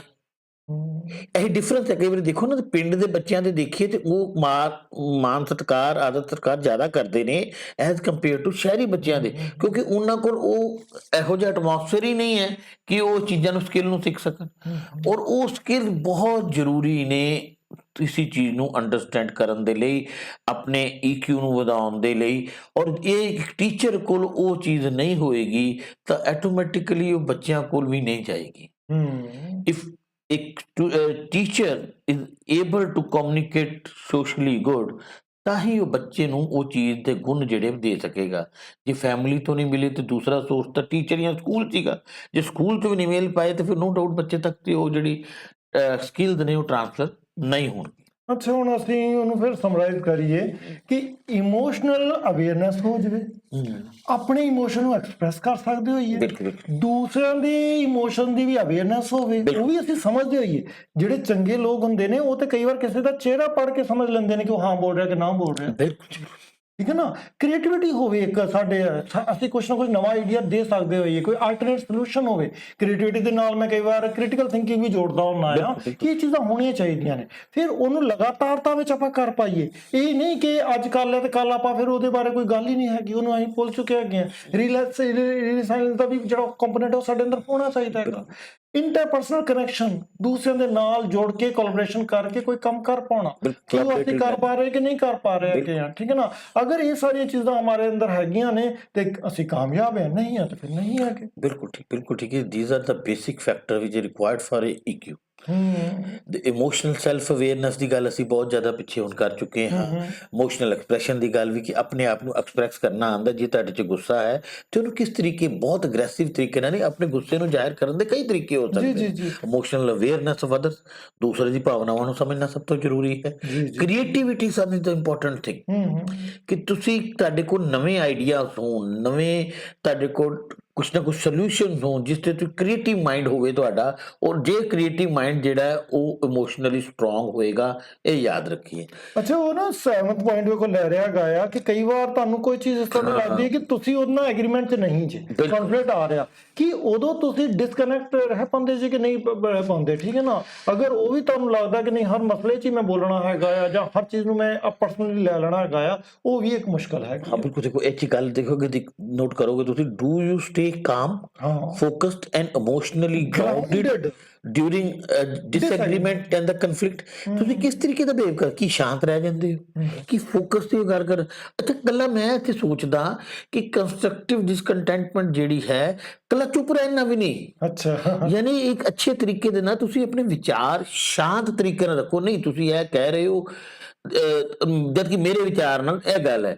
ਮੈਨੂੰ ਇੱਕ ਮੇਰੇ ਇੱਕ ਟੀਚਰ ਨੇ, ਕੁਲੀਗ ਨੇ, ਅਨਿਲ ਜੀ ਉਹ ਬੜੀ ਪਿਆਰੀ ਗੱਲ ਕਰਦੇ ਹੁੰਦੇ ਨੇ, ਕਹਿੰਦੇ ਜੀ ਮਤਭੇਦ ਹੋਣੇ ਚਾਹੀਦੇ ਹੈ, ਅੱਛਾ ਹੋ ਸਕਦੇ ਨੇ, ਮਨਭੇਦ ਨਹੀਂ ਹੋਣਾ ਚਾਹੀਦਾ, ਮਨਾਂ 'ਚ ਭੇਦ ਨਹੀਂ ਹੋਣਾ ਚਾਹੀਦਾ। ਠੀਕ ਹੈ। ਯਾਨੀ ਦੇयर ਸ਼ੁੱਡ ਬੀ ਦ ਕੰਸਟਰਕਟਿਵ ਜਿਹੜੀ ਇਹ ਚੀਜ਼ ਹੋਣੀ ਚਾਹੀਦੀ। ਕੋਈ ਸਾਰੀ ਚੀਜ਼ਾਂ ਰਿਪੀਟ ਹੋ ਰਹੀਆਂ ਨੇ ਕਿ ਅਸੀਂ ਪੋਜ਼ਿਟਿਵ ਰਹਿ ਪਾਈਏ, Positive, ਠੀਕ ਹੈ ਨਾ, optimistic। ਐਮਪੈਥੀ ਸਾਡੇ ਅੰਦਰ ਹੋਵੇ, ਅਸੀਂ ਠੀਕ ਹੈ ਨਾ, ਅਸੀਂ ਟਰਸਟ ਕਰ ਸਕਦੇ ਹੋਈਏ, ਇੰਟੂਇਸ਼ਨ ਗਟ ਫੀਲਿੰਗ ਸਾਡੇ ਚ ਆਉਂਦੀਆਂ ਹੋਣ, ਤੇ ਕੁਛ ਨਾ ਕੁਛ ਇੰਟੈਂਸ਼ਨਲੀ ਆਪਣੇ ਆਪ ਸਾਨੂੰ ਪਤਾ ਹੋਵੇ ਕਿ ਮੈਂ ਕੀ ਕਰ ਰਿਹਾ ਤੇ ਮੈਂ ਕੀ ਨਹੀਂ ਕਰ ਰਿਹਾ ਹੈਗਾ, ਠੀਕ ਹੈ ਨਾ, ਸਾਡਾ ਟਰਸਟ ਰੇਡੀਅਸ ਕੁਛ ਹੋਵੇ। ਇਹ ਸਾਰੀਆਂ ਚੀਜ਼ਾਂ ਸਾਨੂੰ ਕਿਤੇ ਨਾ ਕਿਤੇ ਆਸਾਨੀ ਕਰ ਰਹੀਆਂ ਹੁੰਦੀਆਂ ਨੇ, ਸਾਡੇ ਕੋਲ ਹਾਇਰ EQ ਸਾਨੂੰ ਬਣਾ ਰਹੀਆਂ ਹੁੰਦੀਆਂ ਨੇ, ਤੇ ਪਰਸਨਲ ਪਾਵਰ ਵੀ ਇੱਕ ਹੋਣੀ ਚਾਹੀਦੀ ਹੈ ਕਿ ਮੈਂ ਲਾਈਫ ਵਿੱਚ ਜਿਹੜੇ ਚੈਲੰਜ ਆਉਣਗੇ ਉਹਨਾਂ ਨੂੰ ਮੈਨੇਜ ਕਿਸ ਤਰ੍ਹਾਂ ਕਰ ਲਵਾਂ। ਮੈਂ ਇੱਥੇ ਸਾਰੇ ਚੀਜ਼ਾਂ ਤੁਸੀਂ ਬਿਲਕੁਲ ਠੀਕ ਕੀਤੀਆਂ। ਮੈਨੂੰ ਇੱਥੇ ਇੱਕ ਐਗਜ਼ਾਮਪਲ ਯਾਦ ਆਈ ਹੈ। ਦੋ ਬੱਚੇ ਗੱਲ ਕਰ ਰਹੇ ਸੀ, ਸਕੂਲ 'ਚ ਖੜੇ ਸੀਗੇ, ਕਹਿੰਦੇ ਸਰ ਕੀ ਹੋਇਆ? ਮੈਂ ਕੀ ਗੱਲ ਬੇਟਾ? ਕਹਿੰਦਾ ਮੈਡਮ ਲੱਗਦੇ ਆ ਬੜੇ ਗੁੱਸੇ 'ਚ ਨੇ। ਮੈਂ ਕੀ ਹੋਇਆ? ਕਹਿੰਦੇ ਅੱਗੇ ਸਵੇਰੇ ਉਹਨਾਂ ਨੇ ਉਹਨੂੰ ਕੁੱਟਿਆ, ਜੇ ਲੱਗਦਾ ਘਰੋਂ ਲੜ ਕੇ ਆਏ ਆ। ਦੇਖੋ ਮੈਂ ਹੈਰਾਨ ਹੋ ਗਿਆ ਕਿ ਬੱਚੇ ਦੇਖੋ ਸਾਈਕੋਲੋਜੀ ਕਿੱਦਾਂ ਸਮਝਦੇ ਹੈ ਕਿ ਟੀਚਰ ਗੁੱਸੇ 'ਚ ਹੈ ਕਿ ਖੁਸ਼ ਹੈ। ਉਹ ਬੜੀ ਉਹ ਦੇਖ ਲੈ ਨੋਟ ਕਰਦੇ ਰਹਿੰਦੇ ਨੇ। ਇੱਕ ਵਾਰ ਮੈਂ ਸ਼ਰਟ ਪਾਈ ਸੀ ਬਹੁਤ ਅੱਛੀ, ਉਹਦੇ ਜਿਹੜੇ ਬਟਨ ਲੱਗੇ ਸਨ। ਸਰ ਅੱਜ ਕੋਈ ਵਿਆਹ ਵੀ ਚੱਲੇ ਹੋ? ਮੈਂ ਕੀ ਗੱਲ ਹੋ ਗਈ? ਕਹਿੰਦੇ ਬੜੇ ਸੋਹਣੇ ਕੱਪੜੇ ਪਾਏ ਜੇ। ਯਾਨੀ ਬੱਚੇ ਜਿਹੜੇ ਨੇ ਹਰ ਇੱਕ ਚੀਜ਼ ਨੂੰ ਵੀ ਇਮੋਸ਼ਨਲੀ ਜਿਹੜਾ ਸਟਰੋਂਗ ਹੈ ਬੰਦਾ, ਉਹ ਚੀਜ਼ਾਂ ਨੂੰ ਸਮਝਦਾ ਹੈ, ਚੀਜ਼ ਨੂੰ ਕਿਤੇ ਨਾ ਕਿਤੇ ਉਹ ਇਸ ਚੀਜ਼ ਨੂੰ ਸਿਚੁਏਸ਼ਨ ਨੂੰ ਹੈਂਡਲ ਕਰਨਾ, ਅਗਲੇ ਦੀ ਫੀਲਿੰਗ ਸਮਝਣਾ। ਜੀ ਤੇ ਜੀ ਆ ਜਿਹੜਾ ਅਸੀਂ ਇੰਨਾ 1 ਘੰਟੇ ਦਾ ਲੈਕਚਰ ਲਗਾਇਆ ਹੈਗਾ ਹੈ, ਇਹਦੇ ਸਾਡਾ ਮਕਸਦ ਇਹੋ ਹੀ ਆ ਕਿ ਅਸੀਂ ਆਪਣੇ EQ ਨੂੰ ਵੀ ਰੇਸ ਕਰ ਸਕੀਏ, ਉਹਨੂੰ ਵੀ ਆਪਾਂ ਵਧਾ ਸਕੀਏ। ਅਗਰ ਉਹ ਆਪਾਂ ਕਰਾਂਗੇ ਤੇ ਸਾਡੀ ਲਾਈਫ ਸਕਸੈਸਫੁਲ ਹੋ ਜਾਊਗੀ। IQ ਤੇ ਅੱਗੇ ਸਾਡੇ ਕੋਲ ਬਹੁਤ ਹੈਗਾ ਆ, ਹੁਣ EQ ਤੇ ਕਿਤੇ ਕੰਮ ਕਰਨਾ ਸ਼ੁਰੂ ਕਰੀਏ ਤੇ ਲਾਈਫ ਵਿੱਚ ਸਕਸੈਸਫੁਲ ਅਸੀਂ ਹੋ ਜਾਵਾਂਗੇ। ਇਹ ਸਿੰਪਲ ਜੀ ਗੱਲ ਹੈਗੀ। ਬਿਲਕੁਲ ਬਿਲਕੁਲ ਠੀਕ ਹੈ ਜੀ ਗੱਲ। ਦੇਖੋ EQ ਇੰਪਰੂਵ ਹੋਏਗਾ ਤੇ ਮੈਂ ਕਹਿੰਦਾ IQ ਵੀ ਇੰਪਰੂਵ ਹੋ ਜਾਏਗਾ। IQ ਆਲਰੇਡੀ ਇਸ ਕਰਕੇ being a intelligent person, being a part of the intelligentsia, ਤੁਸੀਂ ਟੀਚਰ ਹੋ, ਤੁਸੀਂ ਇੱਕ ਲੈਵਲ ਨੂੰ ਅਚੀਵ ਕਰਕੇ ਹੀ ਟੀਚਿੰਗ ਜੌਬ 'ਚ ਆਏ ਹੋ। If you control your emotion, if you give direction to your emotion, then you can become a emotional stable person of the higher emotional intelligence। तो ਇਹ ਚੀਜ਼ ਵੇਖੋ ਬਾਰ-ਬਾਰ ਰਿਪੀਟ ਹੋ ਰਹੀਆਂ ਸਾਰੀਆਂ ਗੱਲਾਂ ਕਿ ਅਸੀਂ ਆਪਣੀ ਫੀਲਿੰਗਸ ਨੂੰ ਤੇ ਵਿਚਾਰਾਂ ਨੂੰ ਡਿਫਰੈਂਸ਼ੀਏਟ ਕਰ ਪਾਈਏ, ਕਿਤੇ ਨਾ ਕਿਤੇ ਅਸੀਂ ਓਨੈਸਟ ਰਹਿ ਪਾਈਏ ਆਪਣੇ ਪ੍ਰਤੀ, ਕਿਤੇ ਨਾ ਕਿਤੇ ਆਪਾਂ ਸਲੋ ਡਾਊਨ ਵੀ ਹੋ ਪਾਈਏ ਜਿੱਥੇ ਲੋੜ ਹੈਗੀ ਆ। ਬਹੁਤ ਹੀ ਫੁਰਤੀ ਜਿਹੜੀ ਹੈਗੀ ਦਿਮਾਗ ਦੀ ਜਾਂ ਸਰੀਰ ਦੀ, ਉਹ ਕਈ ਵਾਰ ਬੁਰੀ ਹੋ ਸਕਦੀ ਹੈਗੀ ਆ। ਤੇ ਸੈਲਫ ਅਵੇਅਰ ਦੇ ਨਾਲ, ਸੈਲਫ ਕੰਟਰੋਲ ਦੇ ਨਾਲ ਆਪਣੀ ਸੈਲਫ ਟਾਕ ਨੂੰ ਵੀ ਮੋਨੀਟਰ ਕਰੀਏ। ਅਸੀਂ ਜਿਹੜਾ ਕਿਸੇ ਨਾਲ ਬੋਲ ਰਹੇ ਹੋ ਤੇ ਕਰਨਾ ਹੀ ਆ, ਕਈ ਵਾਰ ਜਿਹੜਾ ਆਪਾਂ ਖੁਦ ਨਾਲ ਗੱਲਾਂ ਕਰ ਰਹੇ ਹੁੰਦੇ ਆ ਉੱਤੇ ਵੀ ਬਹੁਤ ਟਾਰਗੇਟ ਰੱਖੀਏ, ਕਿਤੇ ਨਾ ਕਿਤੇ ਹਿਊਮਰਸ ਰਹਿਣ ਦੀ ਕੋਸ਼ਿਸ਼ ਕਰੀਏ। ਟੀਚਰ ਲਈ ਤੇ ਬਹੁਤ ਜ਼ਰੂਰੀ ਹੈ, ਇਹਨੇ ਇਸੈਂਸ਼ੀਅਲ ਕੁਆਲਿਟੀ ਮੈਨੂੰ ਲੱਗਦਾ ਕਿ ਉਹਦੇ ਚ ਹੋਣੀ ਚਾਹੀਦੀ ਹੈ ਕਿ ਜਿਹੜਾ ਟੀਚਰ ਹਿਊਮਰਸ ਨਹੀਂ ਹੈਗਾ ਉਹ ਬੱਚਿਆਂ ਨੂੰ ਕਿਸ ਤਰ੍ਹਾਂ ਪੜ੍ਹਾ ਰਿਹਾ ਹੋਊਗਾ, ਉਹ ਕੋਲੀਗ ਨਾਲ ਕਿਸ ਤਰ੍ਹਾਂ ਗੱਲ ਕਰ ਰਿਹਾ ਹੋਏਗਾ। ਬਿਲਕੁਲ ਠੀਕ ਗੱਲ, ਬਿਲਕੁਲ ਠੀਕ ਕਰ ਰਹੇ ਸਰ, ਸਹੀ ਗੱਲ ਹੈ। ਕੁਆਲਿਟੀਜ਼ ਬਹੁਤ ਜ਼ਰੂਰੀ ਨੇ ਕਾਮ ਰਹਿ ਸਕੀਏ, ਠੀਕ ਹੈ ਨਾ, ਆਪਣੀ ਵੈਲਿਊਜ਼ ਨੂੰ ਕਰ ਸਕੀਏ। ਤੇ ਜਿਸ ਤਰ੍ਹਾਂ ਤੁਸੀਂ ਕਹਿ ਰਹੇ ਹੁੰਦੇ ਜੇ ਕਿ don't raise your voice to improve your argument, ਠੀਕ ਹੈ ਨਾ। ਜ਼ਰੂਰੀ ਨਹੀਂ ਹੈ ਕਿ ਤੁਸੀਂ ਉੱਚੀ ਬੋਲ ਕੇ ਆਪਣੇ ਆਰਗੂਮੈਂਟ ਨੂੰ ਪ੍ਰੂਵ ਕਰਨਾ। ਇੱਕ ਬੈਲੈਂਸਡ ਵੇ ਦੇ ਨਾਲ ਤੁਸੀਂ ਆਪਣੇ ਵਿਚਾਰਾਂ ਨੂੰ, ਆਪਣੇ ਜਿਹੜੇ ਮਤਭੇਦ ਨੇ ਉਹਨਾਂ ਨੂੰ ਦੂਰ ਕਰ ਸਕਦੇ ਹਾਂ। ਉੱਚੀ ਬੋਲਣ ਨਾਲ ਸ਼ੋ ਹੁੰਦਾ ਹੈ ਕਿ ਤੁਸੀਂ ਕਿੰਨੇ ਲੋ ਲੈਵਲ ਦੇ EQ ਦੇ ਮਾਲਕ ਹੋ, ਔਰ ਸ਼ਾਂਤ ਸੁਭਾਅ ਨਾਲ ਇਹ ਚੀਜ਼ਾਂ ਸ਼ੋ ਹੁੰਦੀਆਂ ਨੇ ਕਿ ਤੁਸੀਂ, ਤੁਹਾਡਾ EQ level as compare to ਉਹ ਦੂਸਰੇ ਬੰਦੇ ਉੱਚਾ ਹੈ। ਤੇ ਅਸੀਂ ਮੋਟੀਵੇਸ਼ਨ ਦੀ ਗੱਲ ਕਰ ਰਹੇ ਸੀ ਕਿ ਮੋਟੀਵੇਟਡ ਰਹੀਏ, ਅੰਦਰੋਂ ਮੋਟੀਵੇਸ਼ਨ ਆਵੇ, ਵਿਜ਼ੂਅਲਾਈਜੇਸ਼ਨ ਹੋਵੇ ਆਪਣੇ ਗੋਲਸ ਦੀਆਂ, ਤੇ ਕੀਪ ਲਰਨਿੰਗ, ਪੜ੍ਹਦੇ ਰਹੀਏ, ਲਗਾਤਾਰ ਸਿੱਖਦੇ ਰਹੀਏ। ਇਹ ਬਹੁਤ ਜ਼ਰੂਰੀ, ਮੋਟੀਵੇਸ਼ਨ ਆ ਜਾਏਗੀ, ਬਹੁਤ ਜ਼ਰੂਰੀ ਜੀ, ਠੀਕ ਹੈ ਨਾ। ਨੋ ਵੇਅਰ ਯੂ ਸਟੈਂਡ, ਕੀ ਤੁਹਾਡੀਆਂ ਮੁਸ਼ਕਲਾਂ ਨੇ, ਕਿੱਥੇ ਤੁਸੀਂ ਅੱਗੇ ਵੱਧ ਸਕਦੇ ਹੈਗੇ ਜੀ, ਇਹ ਸਭ ਪਤਾ ਹੋਵੇ ਤੇ ਮੋਟੀਵੇਸ਼ਨ ਸੈਲਫ ਆਉਂਦਾ ਰਹਿੰਦਾ ਹੈਗਾ। ਐਂਪੈਥੀ ਅਗਰ ਲਗਾਤਾਰ ਹੋਵੇ, ਤੁਹਾਡੀ ਬਾਡੀ ਲੈਂਗੁਏਜ ਦੱਸਦੀ ਕਿ ਤੁਸੀਂ ਐਂਪੈਥੈਟਿਕ ਹੈਗੇ ਜੇ ਕਿ ਨਹੀਂ ਹੈਗੇ। ਦੇਖੋ ਮੈਂ ਬਹੁਤ ਅੱਗੇ ਵੀ ਬਹੁਤ ਵਾਰੀ ਗੱਲ ਕਰਦਾ ਹੁੰਦਾ, ਦੇਖੋ ਪੇਟ ਵਾਸਤੇ ਤੁਸੀਂ ਬਹੁਤ ਸਾਰਾ ਭੋਜਨ ਖਾਂਦੇ ਹੋ, ਲੇਕਿਨ ਬੁੱਕਸ ਜਿਹੜੀਆਂ ਉਹ ਤੁਹਾਡੇ ਦਿਮਾਗ ਦਾ ਭੋਜਨ ਨੇ। ਜੇ ਤੁਸੀਂ ਆਪਣੇ ਪੇਟ ਵਾਸਤੇ ਭੋਜਨ ਕਰਦੇ ਹੋ ਤੇ ਤੁਸੀਂ ਆਪਣੇ ਦਿਮਾਗ ਵਾਸਤੇ ਵੀ ਚੰਗੀਆਂ ਕਿਤਾਬਾਂ ਪੜ੍ਹਦੇ ਰਹੋ। ਹਰ ਮਹੀਨੇ ਘੱਟੋ ਘੱਟ ਇੱਕ ਕਿਤਾਬ ਖਰੀਦੋ। ਜ਼ਰੂਰੀ ਨਹੀਂ ਹੈ ਕਿ ਤੁਸੀਂ ਕਿਤਾਬ ਜਿਹੜੀ ਹੈ ਉਹ ਹਾਰਡ ਕਾਪੀ 'ਚ ਖਰੀਦ ਸਕਦੇ, ਜੇ ਤੁਸੀਂ ਸੌਫਟ ਕਾਪੀ ਵੀ ਪੜ੍ਹ ਸਕਦੇ ਹੋ, ਤੇ ਉਹ ਬਹੁਤ ਜ਼ਰੂਰੀ ਹੈ। ਤੁਹਾਨੂੰ ਇੱਕ ਇਮੋਸ਼ਨਲੀ ਸਟਰੋਂਗ ਪਰਸਨ ਜੀ ਬਣਾ ਸੋਸ਼ਲ ਸਕਿੱਲ ਦੀ ਆਪਾਂ ਬਾਰ-ਬਾਰ ਗੱਲ ਕਰ ਰਹੇ ਹੈਗੇ ਆ ਕਿ ਉਹਦੇ ਚ ਕਿਤੇ ਨਾ ਕਿਤੇ ਅਸੀਂ ਲੋਕਾਂ ਦੇ ਨਾਲ ਮੇਲ ਜੋਲ ਵਧਾ ਸਕੀਏ, ਕਿਸ ਤਰ੍ਹਾਂ ਵੇਖੀਏ ਸਿੱਖੀਏ ਕਿ ਕੌਨਫਲਿਕਟ ਅਸੀਂ ਨਾ ਪੈਦਾ ਕਰ ਰਹੇ ਹੋਈਏ ਤੇ ਉਹਦਾ ਸੋਲੂਸ਼ਨ ਆਪਾਂ ਦੇ ਰਹੇ ਹੋਈਏ, we become the solution of the problem. Communication skill ਨੂੰ ਆਪਣਾ ਇੰਪਰੂਵ ਕਰ ਸਕੀਏ, ਦੂਸਰਿਆਂ ਨੂੰ ਪ੍ਰੇਜ਼ ਕਰਨ ਦੀ ਇੱਕ ਆਦਤ ਬਣਾਈਏ। ਆਪਾਂ ਟਾਰਗੇਟ ਲਿਆ ਕਰੀਏ ਕਿ ਸਾਰੇ ਦਿਨ ਚ ਕੋਈ 4 ਬੰਦਿਆਂ ਨੂੰ ਜ਼ਰੂਰ ਮੈਂ ਪ੍ਰੇਜ਼ ਕਰਨਾ। ਜੇ ਤੁਹਾਨੂੰ ਲੱਗੇ ਨਾ ਵੀ 3 ਹੋ ਗਏ ਨੇ ਤੇ ਤੁਸੀਂ ਕੀ ਨਾ ਜਾਂਦੇ ਜਾਂਦੇ ਗੇਟਕੀਪਰ ਨੂੰ ਜ਼ਰੂਰ ਕਰਕੇ ਜਾਓ ਪ੍ਰੇਜ਼। ਕਿ ਇਸ ਚੀਜ਼ ਦਾ ਧਿਆਨ ਰੱਖੋ ਕਿ ਸਾਰੇ ਦਿਨ 'ਚ ਤੁਸੀਂ ਕਿੰਨੇ ਲੋਕਾਂ ਨੂੰ ਪ੍ਰੇਜ਼ ਕੀਤਾ ਹੈ। ਤੇ ਅਗਰ ਆਹ ਸਭ ਅਸੀਂ ਕਾਮਯਾਬ ਹੋ ਗਏ ਤੇ ਰਾਜਵਿੰਦਰ ਜੀ ਅਸੀਂ ਕਿਤੇ ਨਾ ਕਿਤੇ ਆਪਣਾ ਜਿਹੜਾ ਇਮੋਸ਼ਨ ਇੰਟੈਲੀਜੈਂਸ ਹੈਗਾ, ਸਾਡੀ ਜਿਹੜੀ ਬੁੱਧੀਮੱਤਾ, ਕਿਹੋ ਜਿਹੀ ਬੁੱਧੀਮੱਤਾ, ਭਾਵਨਾਤਮਕ ਜਿਹੜੀ ਬੁੱਧੀਮੱਤਾ ਹੈਗੀ ਆ ਉਹਨੂੰ ਵਧਾਉਣ 'ਚ ਕਾਮਯਾਬ ਹੋ ਜਾਣਗੇ। ਬਹੁਤ ਬਹੁਤ ਧੰਨਵਾਦ ਜੀ ਰਾਜਵਿੰਦਰ ਜੀ, ਤੁਸੀਂ ਡਿਸਕਸ਼ਨ ਵਾਸਤੇ ਆਉਂਦੇ ਜੇ ਤੇ ਸਾਡੇ ਟੀਚਰਾਂ ਵਾਸਤੇ ਬੜਾ ਹੀ ਮਦਦਗਾਰ ਹੁੰਦਾ ਹੈ। ਰਾਜਵਿੰਦਰ ਜੀ ਥੈਂਕ ਯੂ।